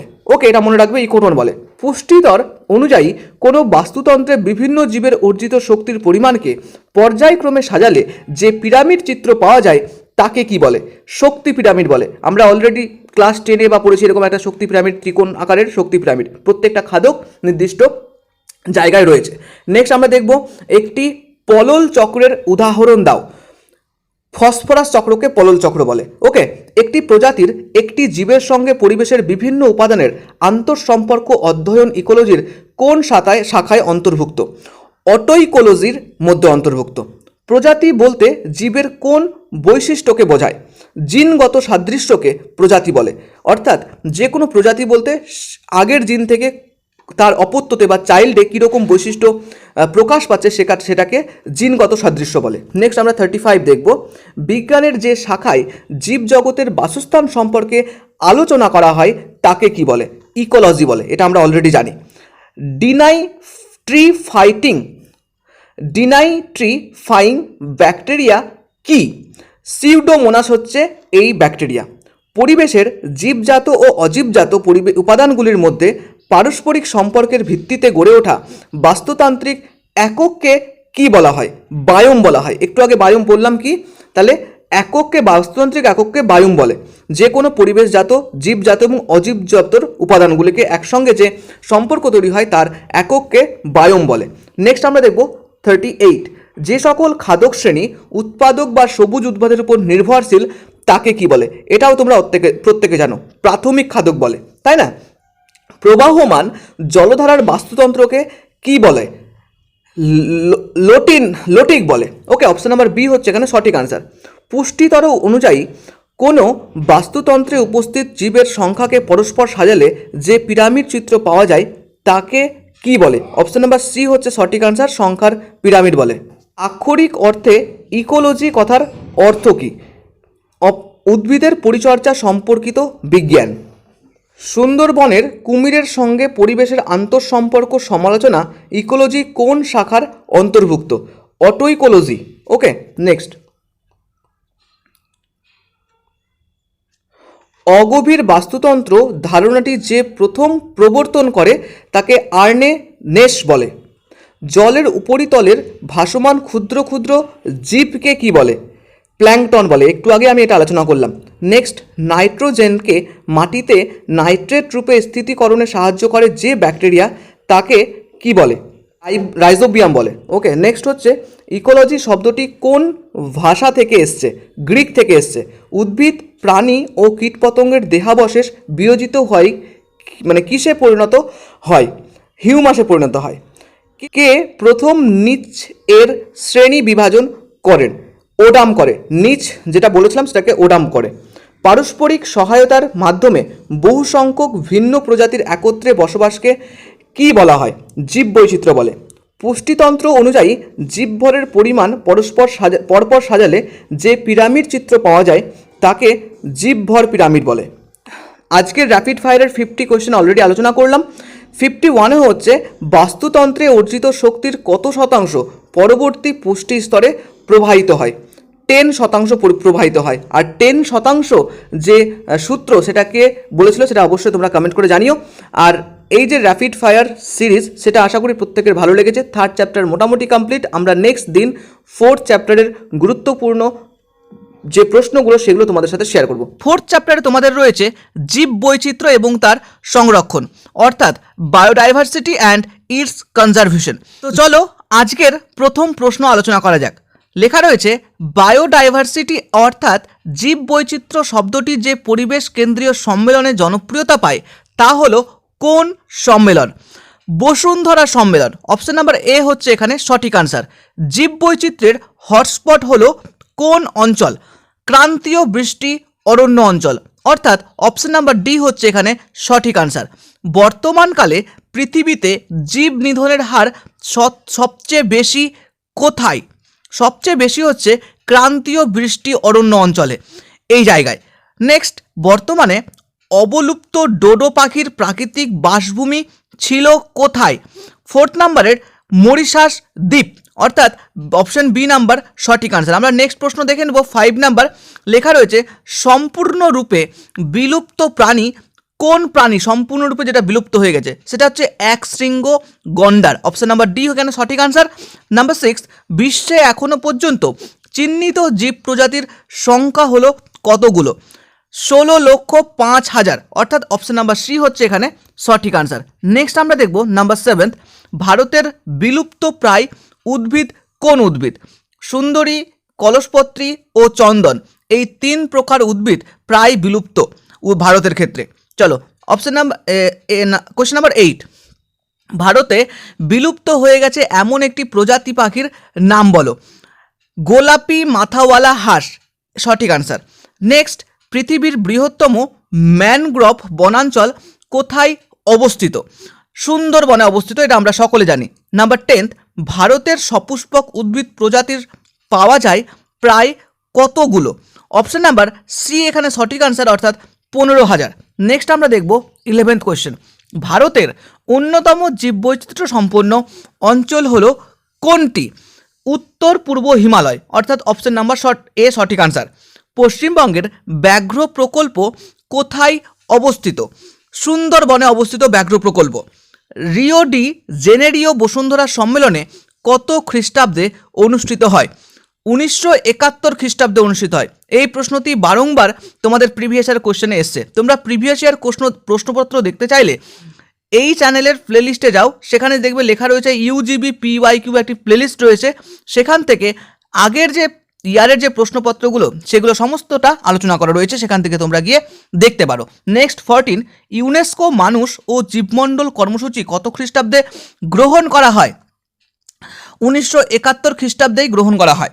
অপশন নাম্বার ডি এখানে সঠিক আনসার। নাম্বার 15 দেখব আমরা, জিম করবেট জাতীয় উদ্যান কোথায় অবস্থিত? উত্তরাখণ্ডে অবস্থিত। অপশন নাম্বার সি সঠিক আনসার। পেরিয়ার জাতীয় উদ্যানটি অবস্থিত কোথায়? অপশন নাম্বার ডি হবে এখানে সঠিক আনসার, অর্থাৎ কেরলে। চলো নেক্সট আমরা দেখব দাজিপুর বাইসান অভয়ারণ্য কোথায় অবস্থিত? মহারাষ্ট্রে অবস্থিত। মানস ব্যাঘ্র প্রকল্প কোথায় অবস্থিত? অসমে অবস্থিত। ওকে, আঞ্চলিক বৈচিত্র্যের শ্রেণী বিভাগ হলো আলফা বৈচিত্র্য, বিটা বৈচিত্র্য, এক্স বৈচিত্র্য, না আলফা বৈচিত্র্য, বিটা বৈচিত্র্য, গামা বৈচিত্র্য? অপশন নাম্বার বি হচ্ছে এখানে সঠিক আনসার। আলফা বৈচিত্র্য, বিটা বৈচিত্র্য এবং গামা বৈচিত্র্য হচ্ছে আঞ্চলিক বৈচিত্র্যের শ্রেণীবিভাগের অংশ। ওকে, নাম্বার 20, জীব বৈচিত্র্যের তৃতীয় ধাপ কোনটি? বাস্তুতান্ত্রিক বৈচিত্র্য হবে তৃতীয় ধাপ। ওকে, আলফা বৈচিত্র্যের অপর নাম কি? বিন্দু বৈচিত্র্য বলা হয় আলফা বৈচিত্র্যকে। ওকে, বিন্দু বৈচিত্র্য বা পয়েন্ট ডাইভার্সিটি প্রথম কোন বিজ্ঞানী উল্লেখ করেন? হুইটেকার। ওকে, হুইটেকার হবে এখানে সঠিক আনসার। নেক্সট আমরা দেখব লুপ্ত প্রজাতি জীবের উদাহরণ দাও। যে সমস্ত প্রজাতি লুপ্ত হয়ে গেছে সেই সমস্ত প্রজাতির উদাহরণ দিতে বলেছে। মধ্য ও দক্ষিণ আমেরিকার হার্লি কুইন ব্যাং, এটাই হবে এখানে সঠিক answer. Okay, option number A. Next 24, যে সমস্ত প্রাণী প্রজাতির বিলুপ্তির আশঙ্কা আছে এবং বিলুপ্তির কারণ বর্তমান থাকলেও যাদের পুনরুদ্ধার করা সম্ভব নয় তাদেরকে কি বলে? তাদেরকে বিপন্ন প্রাণী বলে। এর আগে আমরা এটা পড়েছি আর তোমরা সকলেই হয়তো জানো বিপন্ন প্রাণী কাদের বলে। ওকে, নেক্সট 25 দেখব, পৃথিবীর সমস্ত জাতীয় উদ্যানের নাম হলো 25 বলছে প্রথম জাতীয় উদ্যানের নাম ইয়েলোস্টোন। ওকে, লোস্টন, ইয়েলোস্টোন হচ্ছে প্রথম জাতীয় উদ্যান সমস্ত পৃথিবীর। ওকে, হ্যাঁ, ইয়েলোস্টোন। ওকে, নাম্বার 26 হবে, জীব সম্পর্কিত বৈচিত্র্যটি প্রথম কে ব্যবহার করেন? টিই লভজয়। এই অপশন নাম্বার এ হবে এখানে সঠিক আনসার। নেক্সট, প্রকৃতিগত পার্থক্য অনুসারে জীব বৈচিত্র্য কয়েকটি শ্রেণীতে ভাগ করেন কোন বিজ্ঞানী? অর্থাৎ কোন বিজ্ঞানী প্রথম জীব বৈচিত্র্য অনুসারে প্রকৃতিগতভাবে ভাগ করেন? হাজুড অ্যান্ড বাস্টি। ওকে, অপশন নাম্বার বি হবে এখানে সঠিক আনসার। একটু দেখে নিও তোমরা উচ্চারণগুলো। ওকে, নেক্সট, কত সালে হাজুড এবং বাস্টি প্রকৃতিগত বা পার্থক্যগত অনুসারে শ্রেণী বিভাগ করেন এই জীব বৈচিত্র্যকে? ওকে, 1995 খ্রিস্টাব্দে। নেক্সট, এদের মধ্যে একটি জীববৈচিত্র্য নয় এমন অঞ্চলের উদাহরণ নয়, অর্থাৎ যে সমস্ত অঞ্চলগুলোর নামগুলো দেওয়া হয়েছে সেখানে জীববৈচিত্র্য নেই। কোথায়? শহরাঞ্চলে নেই, এটা আমরা সকলেই জানি। শহরাঞ্চলের তেমনভাবে জীববৈচিত্র্য লক্ষ্য করা যায় না। নেক্সট, জীব প্রজাতি সমূহের মধ্যে জীবগুলির সংখ্যাগত আপেক্ষিক প্রধানকে কি বলা হয়? প্রজাতিগত প্রাচুর্য, এটা হবে সঠিক আনসার। নেক্সট, পৃথিবীর সর্বাধিক জীববৈচিত্র্য কোথায় লক্ষ্য করা যায়? ক্রান্তীয় অরণ্যে বেশি লক্ষ্য করা যায়। ওকে, অপশন নাম্বার সি হবে এখানে সঠিক আনসার। 32, পৃথিবীর দ্বিতীয় এবং তৃতীয় স্থানাধিকারী জীববৈচিত্র্যের অঞ্চলগুলো কোনটি? ভারত ও প্রশান্ত মহাসাগরের অঞ্চল। ওকে, চলো নেক্সট 33 দেখবো আমরা, পৃথিবীতে মোট আনুমানিক প্রজাতি সংখ্যা কত? অর্থাৎ সমস্ত পৃথিবীতে কতগুলো জীব প্রজাতির সংখ্যা রয়েছে? প্রায় 1 থেকে 3 কোটি রয়েছে। ওকে, চলো 34 দেখবো নেক্সট আমরা, পৃথিবীতে উপস্থিত বাস্তুতন্ত্রকে কয়টি ভাগে ভাগ করা যায়? অপশন নাম্বার বি হবে এখানে সঠিক আনসার, অর্থাৎ 4টি ভাগে ভাগ করা যায়। স্তন্যপায়ী ও ডাইনোসরের আবির্ভাব কোন যুগে হয়েছিল? কোনটা হবে? মেসোজোয়িক যুগের প্রারম্ভে, অবশ্যই মেসোজোয়িক যুগে হয়েছিল। ওকে, পক্ষীকুল পৃথিবীতে আবির্ভূত হয় কবে? অর্থাৎ পক্ষীকুল কবে এসেছে? জুরাসিক উপযুগে এসছে। ওকে, জুরাসিক যুগে। প্রাকৃতিক বৃক্ষ বা কিডনি কাকে বলে? এটা হয়তো তোমরা সকলেই জানো, জলাভূমিকে বলে প্রাকৃতিক বৃক্ষ বা কিডনি। জীববৈচিত্র্যের সংরক্ষণ করার পর্যায় কয়টি পর্যায় রয়েছে? 3টি পর্যায় রয়েছে। অপশন নাম্বার বি হবে এখানে সঠিক আনসার। পরিবেশগত সংগঠনের ভিত্তিতে বায়োডাইভার্সিটিকে কটি স্তরে শনাক্তকরণ করা হয়? অপশন নাম্বার এ হবে এখানে সঠিক আনসার, অর্থাৎ 2টি স্তরে ভাগ করা হয়। চলো নেক্সট আমরা 40 দেখব, ভারতের সর্বপ্রথম বন্য হাতির সংরক্ষণের জন্য প্রণীত অ্যাক্ট কটি বা প্রণীত অ্যাক্ট কোনটি? Madras wild elephant preservation act, এটা হবে সঠিক আনসার, অর্থাৎ অপশন নাম্বার বি সঠিক আনসার।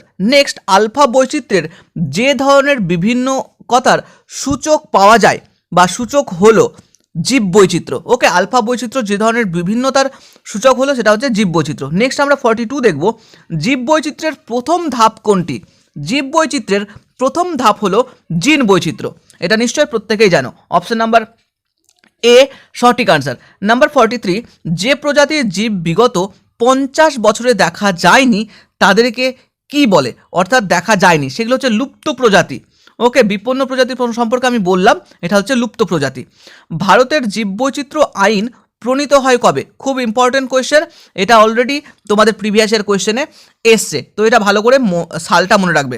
2002 সালে, মানে জীববৈচিত্র্যের আইন প্রণীত হয় 2002 সালে। ওকে, চলো আমরা নেক্সট দেখব, জীবমণ্ডলের বসবাসকারী জীবের মোট প্রজাতির সংখ্যা আনুমানিক কত? মানে কতগুলো মানে সম্পূর্ণ জীবমণ্ডলে বসবাসকারী যে জীব রয়েছে সেই জীবের মোট প্রজাতি সংখ্যা কতগুলো রয়েছে, এখানে হয়ে যাবে তোমার 2.2 কোটি, অর্থাৎ অপশন নাম্বার সি হবে এখানে সঠিক আনসার। নেক্সট দেখব সংরক্ষিত অঞ্চল হিসেবে গণ্য করা হয় না কোনটি, অর্থাৎ সংরক্ষিত অঞ্চল হিসেবে যে উদ্যানগুলোর নাম দেওয়ারও হয়েছে সেখানে কোনটা মানা হয় না, অভয়ারণ্যকে মানা হয় না।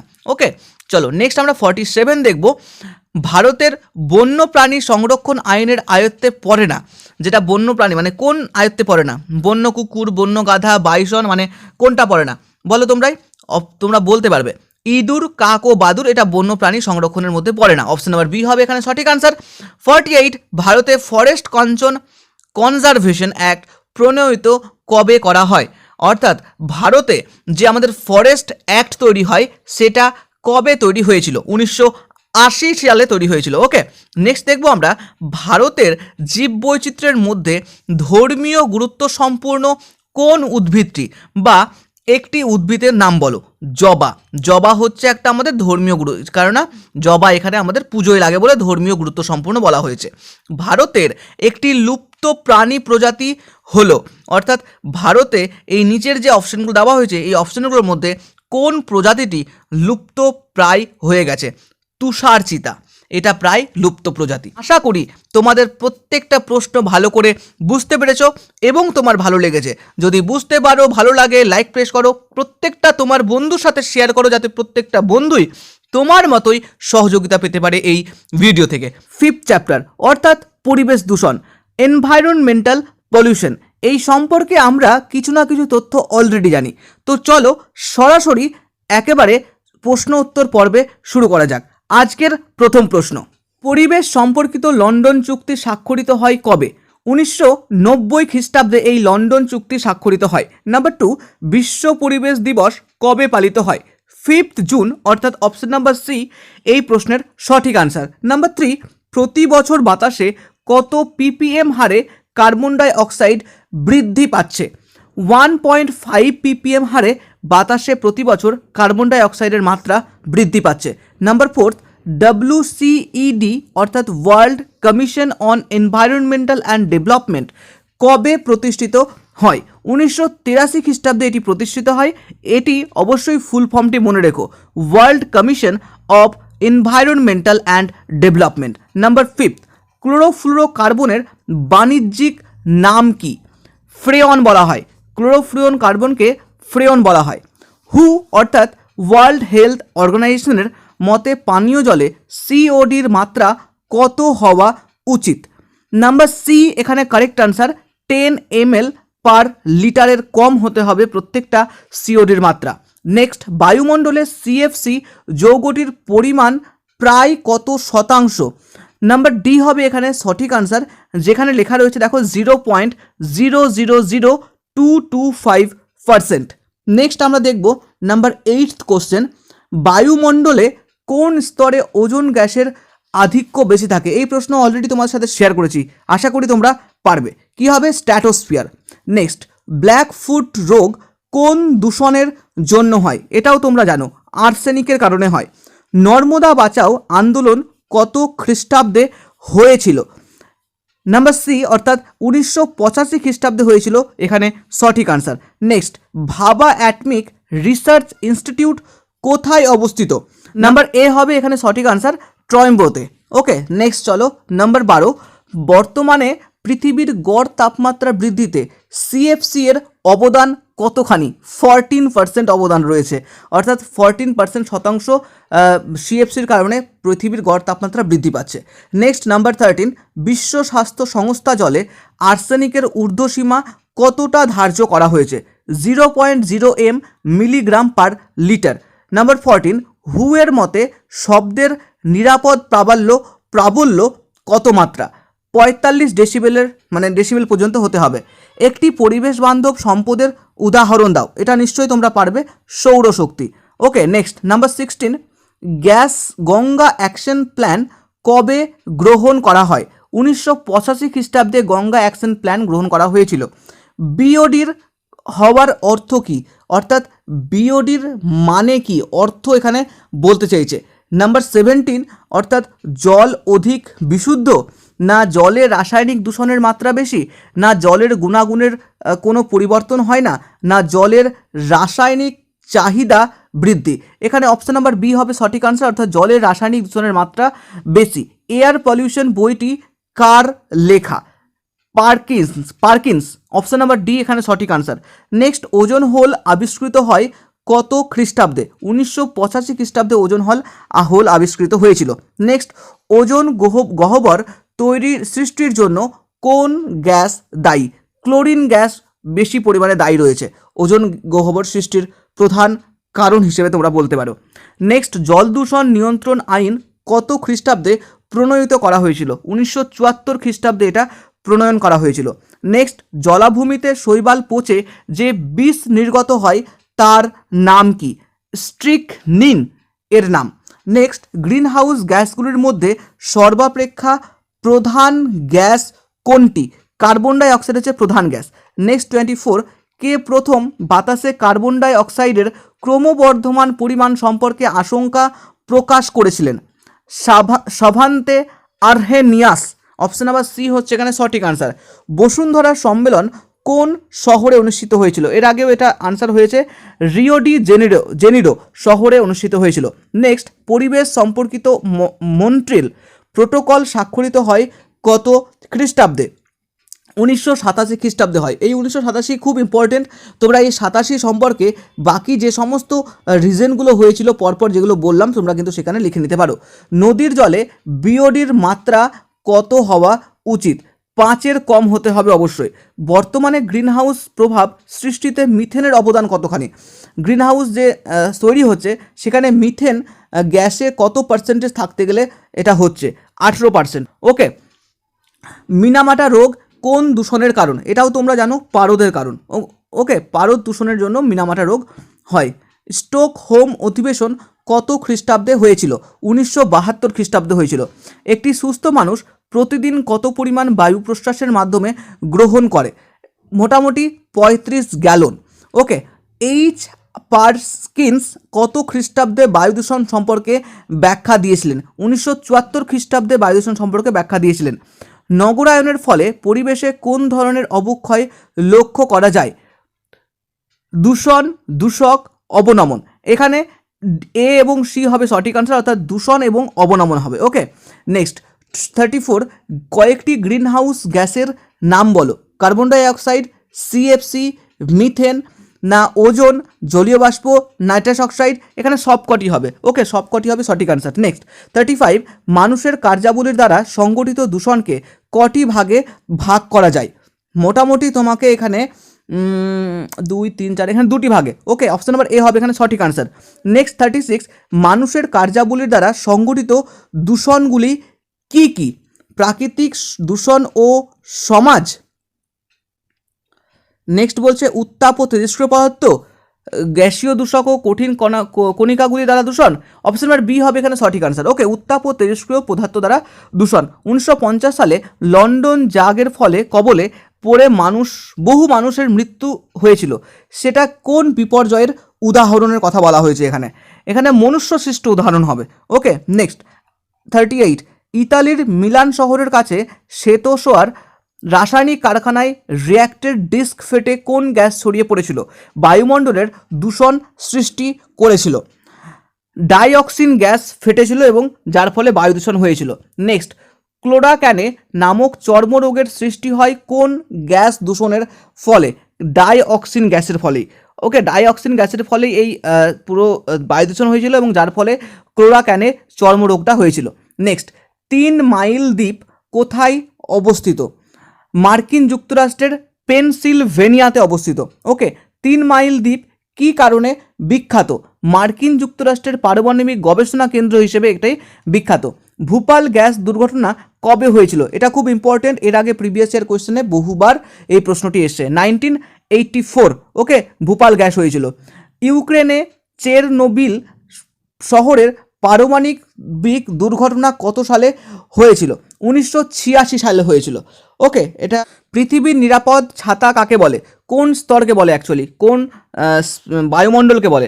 ওজোন স্তরকে বলে। ওকে, 45, আর্সেনিক বিষক্রিয়াজাত কারণে পায়ের পাতা ও হাড়ের তালু তালুর ত্বকে কালো কালো দাগ দেখা যায়, এই রোগটাকে কি বলে? ব্ল্যাকফুট রোগ বলে। ওকে, পারদ গঠিত জলদূষণের কারণে সৃষ্ট রোগকে কি বলে? একটু আগে আমরা বললাম মিনামাটা রোগ বলে। ওকে, নেক্সট দেখব চেরনোবিল দুর্ঘটনা কত সালে হয়েছিল? 86 সালের 26শে এপ্রিলে হয়েছিল। ওকে, ভূপাল গ্যাস দুর্ঘটনায় নির্গত গ্যাসটির নাম কি? যেটি একটু আগেই বললাম যে ভূপাল গ্যাস কবে হয়েছিল, মিক এই গ্যাসটির নাম। ওকে, ভূপাল গ্যাস দুর্ঘটনা কত সালে হয়েছিল? দেখো আবারও একটা প্রশ্ন, 1984 হয়েছিল, যেটি 3 ডিসেম্বর। 50 নাম্বার কোয়েশ্চেন, আজকের লাস্ট কোয়েশ্চেন, শিল্পজনিত ক্রিয়াকলাপের প্রভাবে বায়ুমণ্ডলের তাপের অস্বাভাবিক পরিবর্তন দেখা যায়, সেই পরিবর্তনটাকে কি বলে? তাপীয় দূষক বলে। আমাদের চ্যাপ্টার রয়েছে পরিবেশগত নীতি এবং তার চর্চা, এনভায়রনমেন্টাল পলিসিস অ্যান্ড প্র্যাকটিসেস। তো এর উপরে অলরেডি আমরা কিছু না কিছু তথ্য জানি।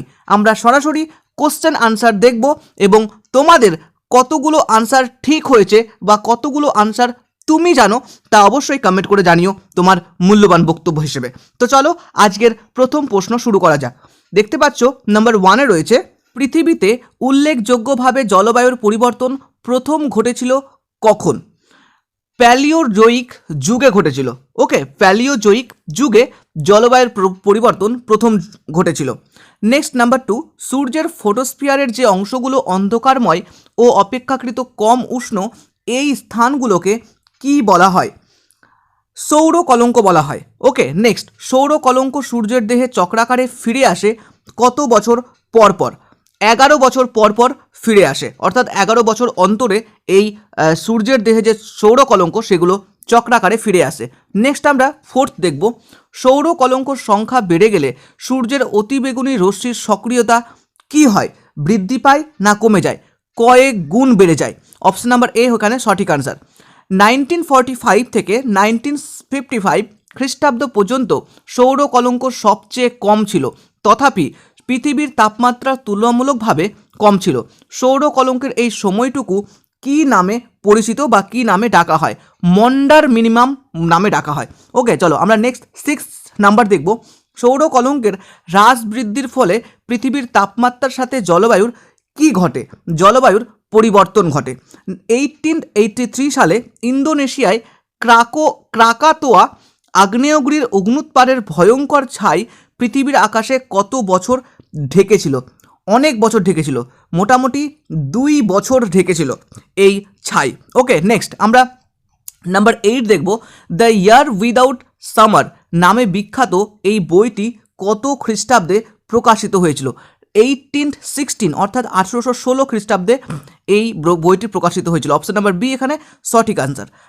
দি atmosphere after a nuclear war, twilight at noon, এই বিখ্যাত বইটির লেখককে? অপশন নাম্বার সি এখানে সঠিক আনসার, অর্থাৎ পল ক্রুটজেন অ্যান্ড জন ব্রিক্স। ওকে, 1911 থেকে 1945 খ্রিস্টাব্দ পর্যন্ত পৃথিবীর গড় তাপমাত্রা কতটা বেড়েছে? 0.5 ডিগ্রি সেলসিয়াস বেড়েছে। ওকে, 1946 থেকে 1975 খ্রিস্টাব্দ সময়কালে উষ্ণতা কত ছিল তখন? প্রায় 0.15 ডিগ্রি সেলসিয়াস কমেছে এই সময় উষ্ণতাটা। ওকে, নেক্সট 1976 থেকে 2002 পর্যন্ত সময়কাল পর্যন্ত পৃথিবীর তাপমাত্রা কতটা বেড়েছে? প্রায় 0.70 ডিগ্রি সেলসিয়াস বেড়েছে। এটা হচ্ছে ইম্পর্টেন্ট এই বছরের জন্য। ওকে, নেক্সট, গত 60 বছরে 1950 থেকে 2010 তথ্য বিশ্লেষণ করে দেখা গেছে উত্তর গোলার্ধের উচ্চ অক্ষাংশে আকাশের মেঘের পরিমাণ বেড়েছে না কমেছে?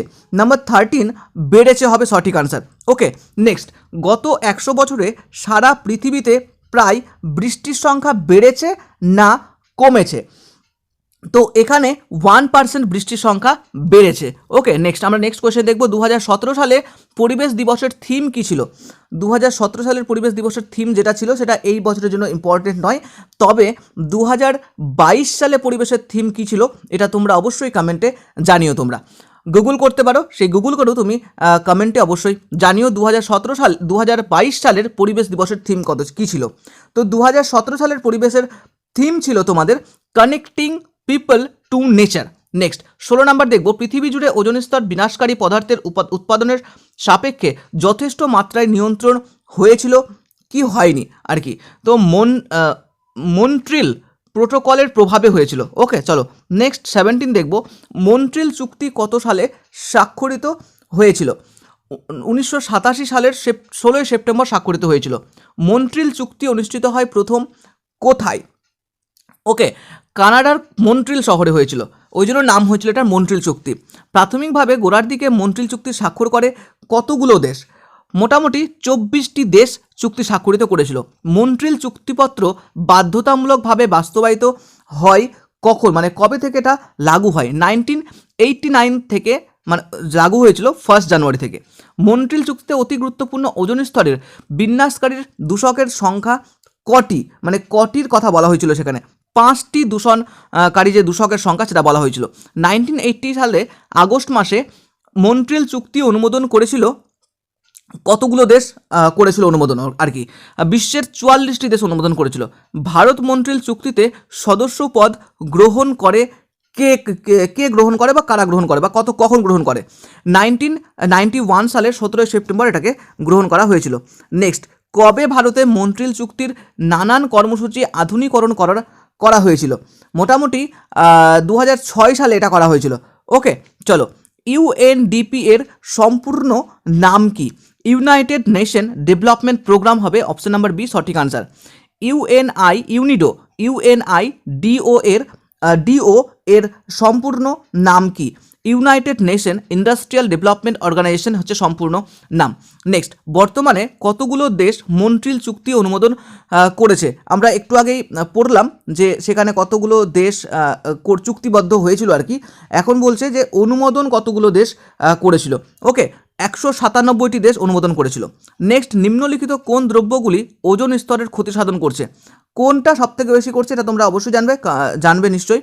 তো সিএফসি, এইচএফ, এখানে সবকটি গ্যাসই হবে। ওকে, নেক্সট, ভারত কোন সম্মেলনে মন্ট্রিল চুক্ত সদস্য পদ গ্রহণ করেছিল?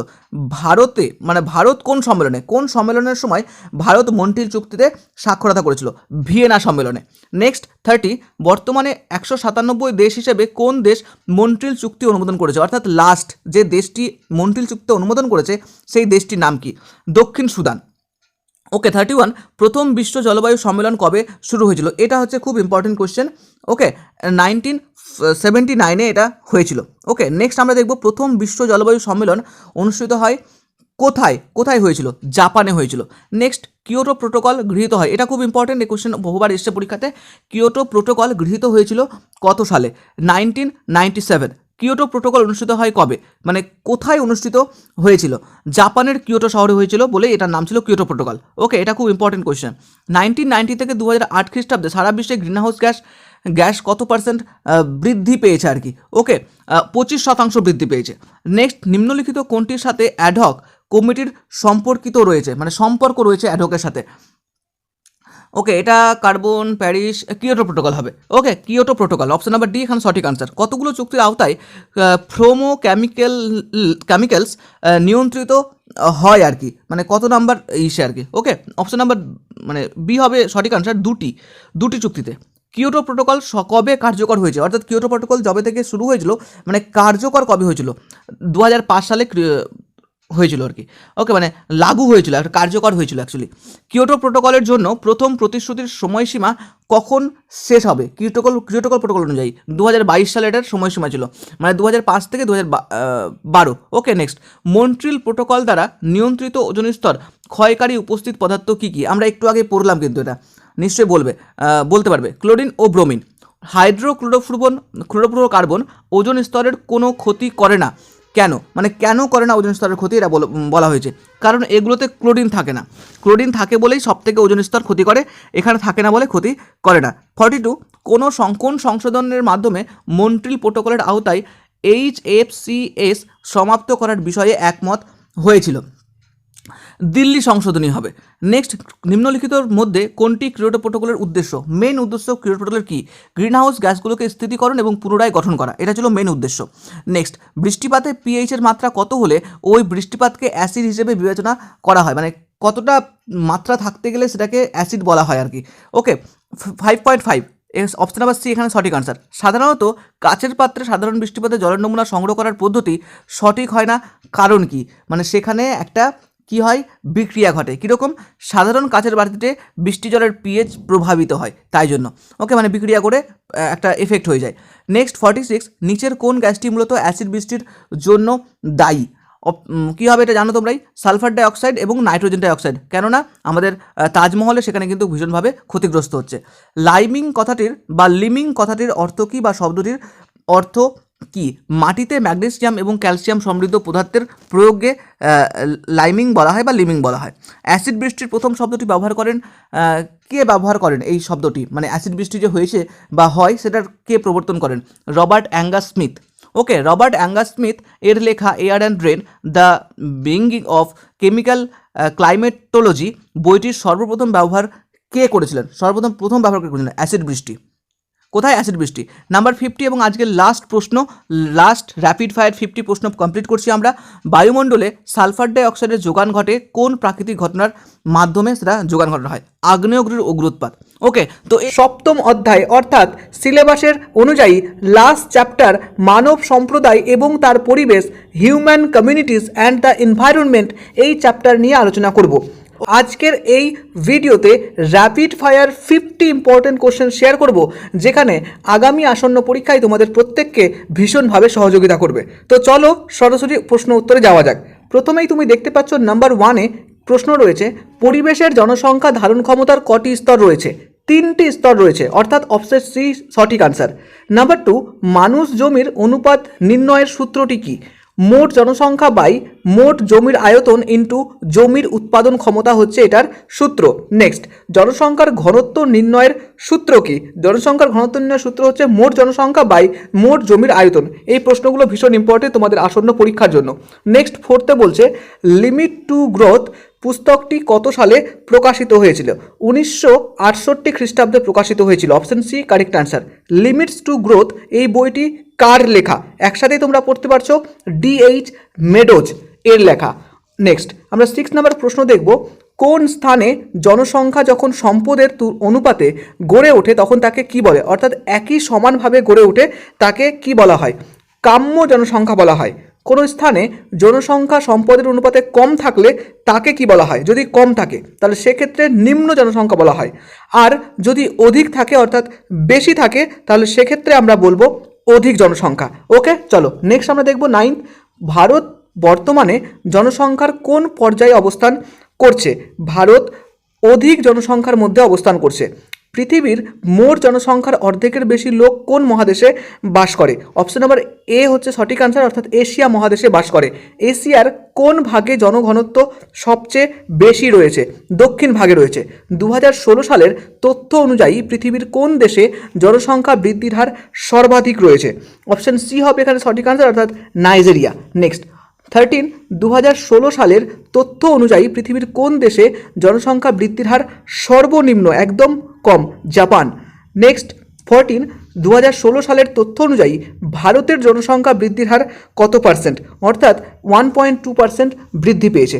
নেক্সট 15 কোশ্চেন দেখব আমরা, 2025 সালে পৃথিবীর আনুমানিক জনসংখ্যা কত হতে পারে? 1000 কোটি হয়ে যেতে পারে। নেক্সট, পরিবেশের ধারণ ক্ষমতা প্রভাবিত হয় কার দ্বারা? কার দ্বারা প্রভাবিত হয়? ভূমির উৎপাদন ক্ষমতা দ্বারা প্রভাবিত হয়। পরিবেশের সঠিক ধারণ ক্ষমতা দেখা যায় কোথায়? দেখা যায় উচ্চ প্রযুক্তির স্তরে দেখা যায়। পরিবেশ সংরক্ষণ ও উন্নতির একসঙ্গে চললে তাকে কি বলা হয়? সাস্টেইনেবল ডেভেলপমেন্ট বলে। সাস্টেইনেবল ডেভেলপমেন্ট একটা 7টা টোটাল অপশন রয়েছে, অর্থাৎ 7টা ক্রাইটেরিয়া রয়েছে, সেগুলো দিয়ে সাস্টেইনেবল ডেভেলপমেন্ট তৈরি হয়। ওকে, নেক্সট আমরা দেখব 19 নাম্বার, পৃথিবীর কোন উপজাতি ক্রান্তীয় অঞ্চলে প্রাচীন সংগ্রাহক সমাজ ও পরিবেশ জীবনযাপন করছে? পিগমি। ওকে, নেক্সট, পৃথিবীর কোন উপজাতি প্রাচীন সংগ্রাহক সমাজ ও পরিবেশ জীবনযাপন করে? কোথায় আর কি? জারোয়া। ওকে, নেক্সট হচ্ছে তুন্দ্রা অঞ্চলে কোন উপজাতি প্রাচীন সংগ্রাহক সমাজ ও পরিবেশ জীবনযাপন করে? অর্থাৎ তুন্দ্রা অঞ্চলের কথা বলা হয়েছে এখানে। অপশন নাম্বার ডি হবে সঠিক আনসার, অর্থাৎ এক্সিমো। নেক্সট আমরা 22 দেখব, পৃথিবীর কোন উপজাতি পশুপালক যাযাবর সমাজ ও পরিবেশ জীবনযাপন করে থাকে। অপশন এ হবে এখানে সঠিক আনসার, অর্থাৎ মাসায়। ওকে, নেক্সট আমরা দেখব 23, ভারতের স্থানান্তর কৃষি কি নামে পরিচিত হয়? স্থানান্তর কৃষিকে বলা হয় ঝুম চাষ। ওকে, নেক্সট আমরা 24 দেখব, প্রাচীন স্থায়ী কৃষি নির্ভর সমাজ ও পরিবেশ কোন অঞ্চলে লক্ষ্য করা যায়? উপক্রান্তীয় অঞ্চলে লক্ষ্য করা যায়। নিবিড় জীবিকা সস্তা ভিত্তিক কৃষি কোন দেশে লক্ষ্য করা যায়? অপশন নাম্বার এ হবে সঠিক আনসার, অর্থাৎ ভারত। আধুনিক কৃষি পৃথিবীর কোন দেশে লক্ষ্য করা যায়? অর্থাৎ আধুনিক কৃষি যে প্রযুক্তি রয়েছে সেটা কোন দেশে উল্লেখ করা যায়? এখানে অপশন নাম্বার সি হবে সঠিক আনসার, অর্থাৎ কানাডা হবে। ওকে, হ্যাঁ কানাডা হবে। নেক্সট 27 হচ্ছে, জনসংখ্যার দিক থেকে পৃথিবীর সর্বাধিক ধারণ ক্ষমতা কত? অর্থাৎ সমস্ত পৃথিবীর কথা উল্লেখ করা হয়েছে এখানে, 1500 কোটি। ওকে, নেক্সট, পৃথিবীর কোন সময় থেকে পরিবেশ সচেতনতা বৃদ্ধি পেয়েছে? কোন সময় থেকে, কত, অর্থাৎ কত সাল থেকে? 1960 সাল থেকে। 60, ওয়ার্ল্ড কনজারভেশন স্ট্র্যাটেজি কত সালে প্রকাশিত হয়? 1980 খ্রিস্টাব্দে প্রকাশিত হয়। World commission on environment and development কত সালে প্রকাশিত হয়েছিল? 1987 সালে প্রকাশিত হয়েছিল। ওকে, নেক্সট 31 দেখব, 1972 সালে স্টকহোমে সম্মিলিত জাতিপুঞ্জের মানবীয় পরিবেশ সম্মেলনে উপলক্ষে বারবারা ওয়াও ও রেনে ডুবোর কোন লেখা বইটি প্রকাশিত হয়েছিল? এখানে অপশন নাম্বার সি হবে সঠিক আনসার, অর্থাৎ অনলি ওয়ান আর্থ। পৃথিবীর পরিবেশ সংক্রান্ত বইটির ডাউন টু আর্থ এই বইটির লেখককে? এক হোম হচ্ছে এটার লেখক। ওকে, নেক্সট 33 দেখব, পরিবেশ সংক্রান্ত ডাউন টু আর্থ বইটি কবে প্রকাশিত হয়েছিল? কবে প্রকাশ লাভ করেছিল? 1982-তে প্রকাশ লাভ করেছিল। ওকে, নেক্সট 34, পরিবেশ সংক্রান্ত স্মল ইজ বিউটিফুল বইটি কার লেখা? সুমাখার লেখা। ওকে, নেক্সট, পরিবেশ সংক্রান্ত স্মল ইজ বিউটিফুল বইটি কবে প্রকাশিত হয়েছিল? 1973 সালে প্রকাশিত হয়েছিল। নেক্সট আমরা দেখব, ধারণযোগ্য উন্নয়ন শব্দটির প্রথম কে ব্যবহার করেন? ইভা বেলফর প্রথম ব্যবহার করেন। Next 37, international institute of environment and ডেভেলপমেন্টের প্রতিষ্ঠাতা কে? অর্থাৎ কে প্রতিষ্ঠাতা করেছিল? ইভা বেলফর। ওকে, নেক্সট, ধারণযোগ্য উন্নয়ন সংক্রান্ত ব্লু প্রিন্ট ফর সার্ভাইভাল পত্রিকাটি কত সালে প্রকাশিত হয়েছিল? 1954 খ্রিস্টাব্দে প্রকাশিত হয়েছিল। ওকে, নেক্সট আমরা দেখব 39, ওয়ার্ল্ড কনজারভেশন ইউনিয়ন বা পৃথিবী সংরক্ষণ নীতি কত সালে প্রকাশিত হয়েছিল? এটা খুব ইম্পর্টেন্ট কোয়েশ্চেন, 1980 খ্রিস্টাব্দে প্রকাশিত হয়েছিল। নেক্সট 2016 সালের তথ্য অনুযায়ী পৃথিবীর সর্বোচ্চ জনসংখ্যার বৃদ্ধির হার নাইজেরিয়াতে। এখানে জনসংখ্যার বৃদ্ধির হার কত পার্সেন্ট, অর্থাৎ কত পার্সেন্ট বৃদ্ধি পায়? 2.63% বৃদ্ধি পায়। রামসার সম্মেলন কত খ্রিস্টাব্দে অনুষ্ঠিত হয়েছিল? এটাও খুব ইম্পর্টেন্ট, প্রিভিয়াস বহু প্রশ্নে এই প্রশ্নটা এসছে।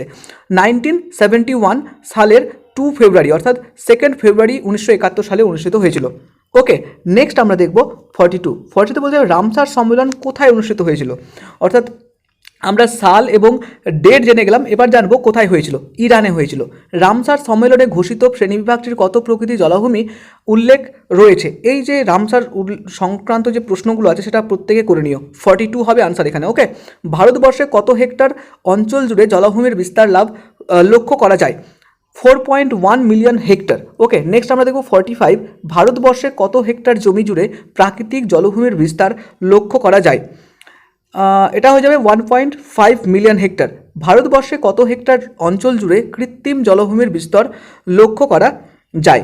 এটা হয়ে যাবে 2.6 মিলিয়ন হেক্টর। ওকে, নেক্সট 47, কোন দিনটি বিশ্ব জলাভূমি দিবস নামে পরিচিত? এটা ইম্পর্টেন্ট কোশ্চেন, এখানে তোমরা দাগ দিয়ে নিতে পারো। যে সমস্ত ইম্পর্টেন্ট কোশ্চেনগুলো আমি বলছি অ্যাকচুয়ালি এগুলো প্রিভিয়াস ইয়ার কোশ্চেনে এসছে। ওকে, 47 কারেক্ট আনসার তোমার হয়ে যাবে 2 ফেব্রুয়ারি, অর্থাৎ এই মাসেই ছিল। ওকে, নেক্সট আমরা দেখব 48 2007 সালের national programme for conservation and management of wetland এর অধীনে ভারতের 24টি রাজ্যে কতগুলি জলাভূমি সংরক্ষণের উদ্দেশ্য গ্রহণ করা হয়েছিল? টোটাল গ্রহণ করা হয়েছিল 94টি। ওকে, নেক্সট 49, পশ্চিমবঙ্গের প্রায় কত হেক্টর অঞ্চল জলাভূমির অন্তর্গত? কতটা হেক্টর পৃথিবীতে পশ্চিমবঙ্গে জলভাগের মধ্যে রয়েছে? 49 হয়ে যাবে 344,527, অর্থাৎ 3,44,527 হেক্টর জমি অঞ্চল। ওকে, নেক্সট 50, আজকের লাস্ট র্যাপিড ফায়ার 50 কোয়েশ্চেন।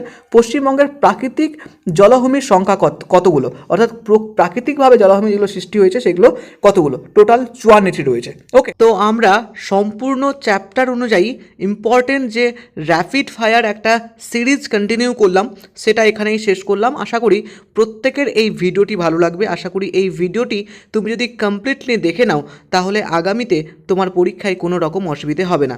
এছাড়াও তোমাদের প্রত্যেকের জন্য প্রিভিয়াস ইয়ার কোশ্চেন সলভ করা রয়েছে, সেই সমস্ত প্রিভিয়াস ইয়ার কোশ্চেনগুলো সলভ করো। আমি আগামীতে আরও তোমাদের বেস্ট যে গুরুত্বপূর্ণ যে সাজেশন রয়েছে ইএনভিএসের জন্য সেই নিয়ে খুব শীঘ্রই হাজির হচ্ছি তোমাদের সামনে।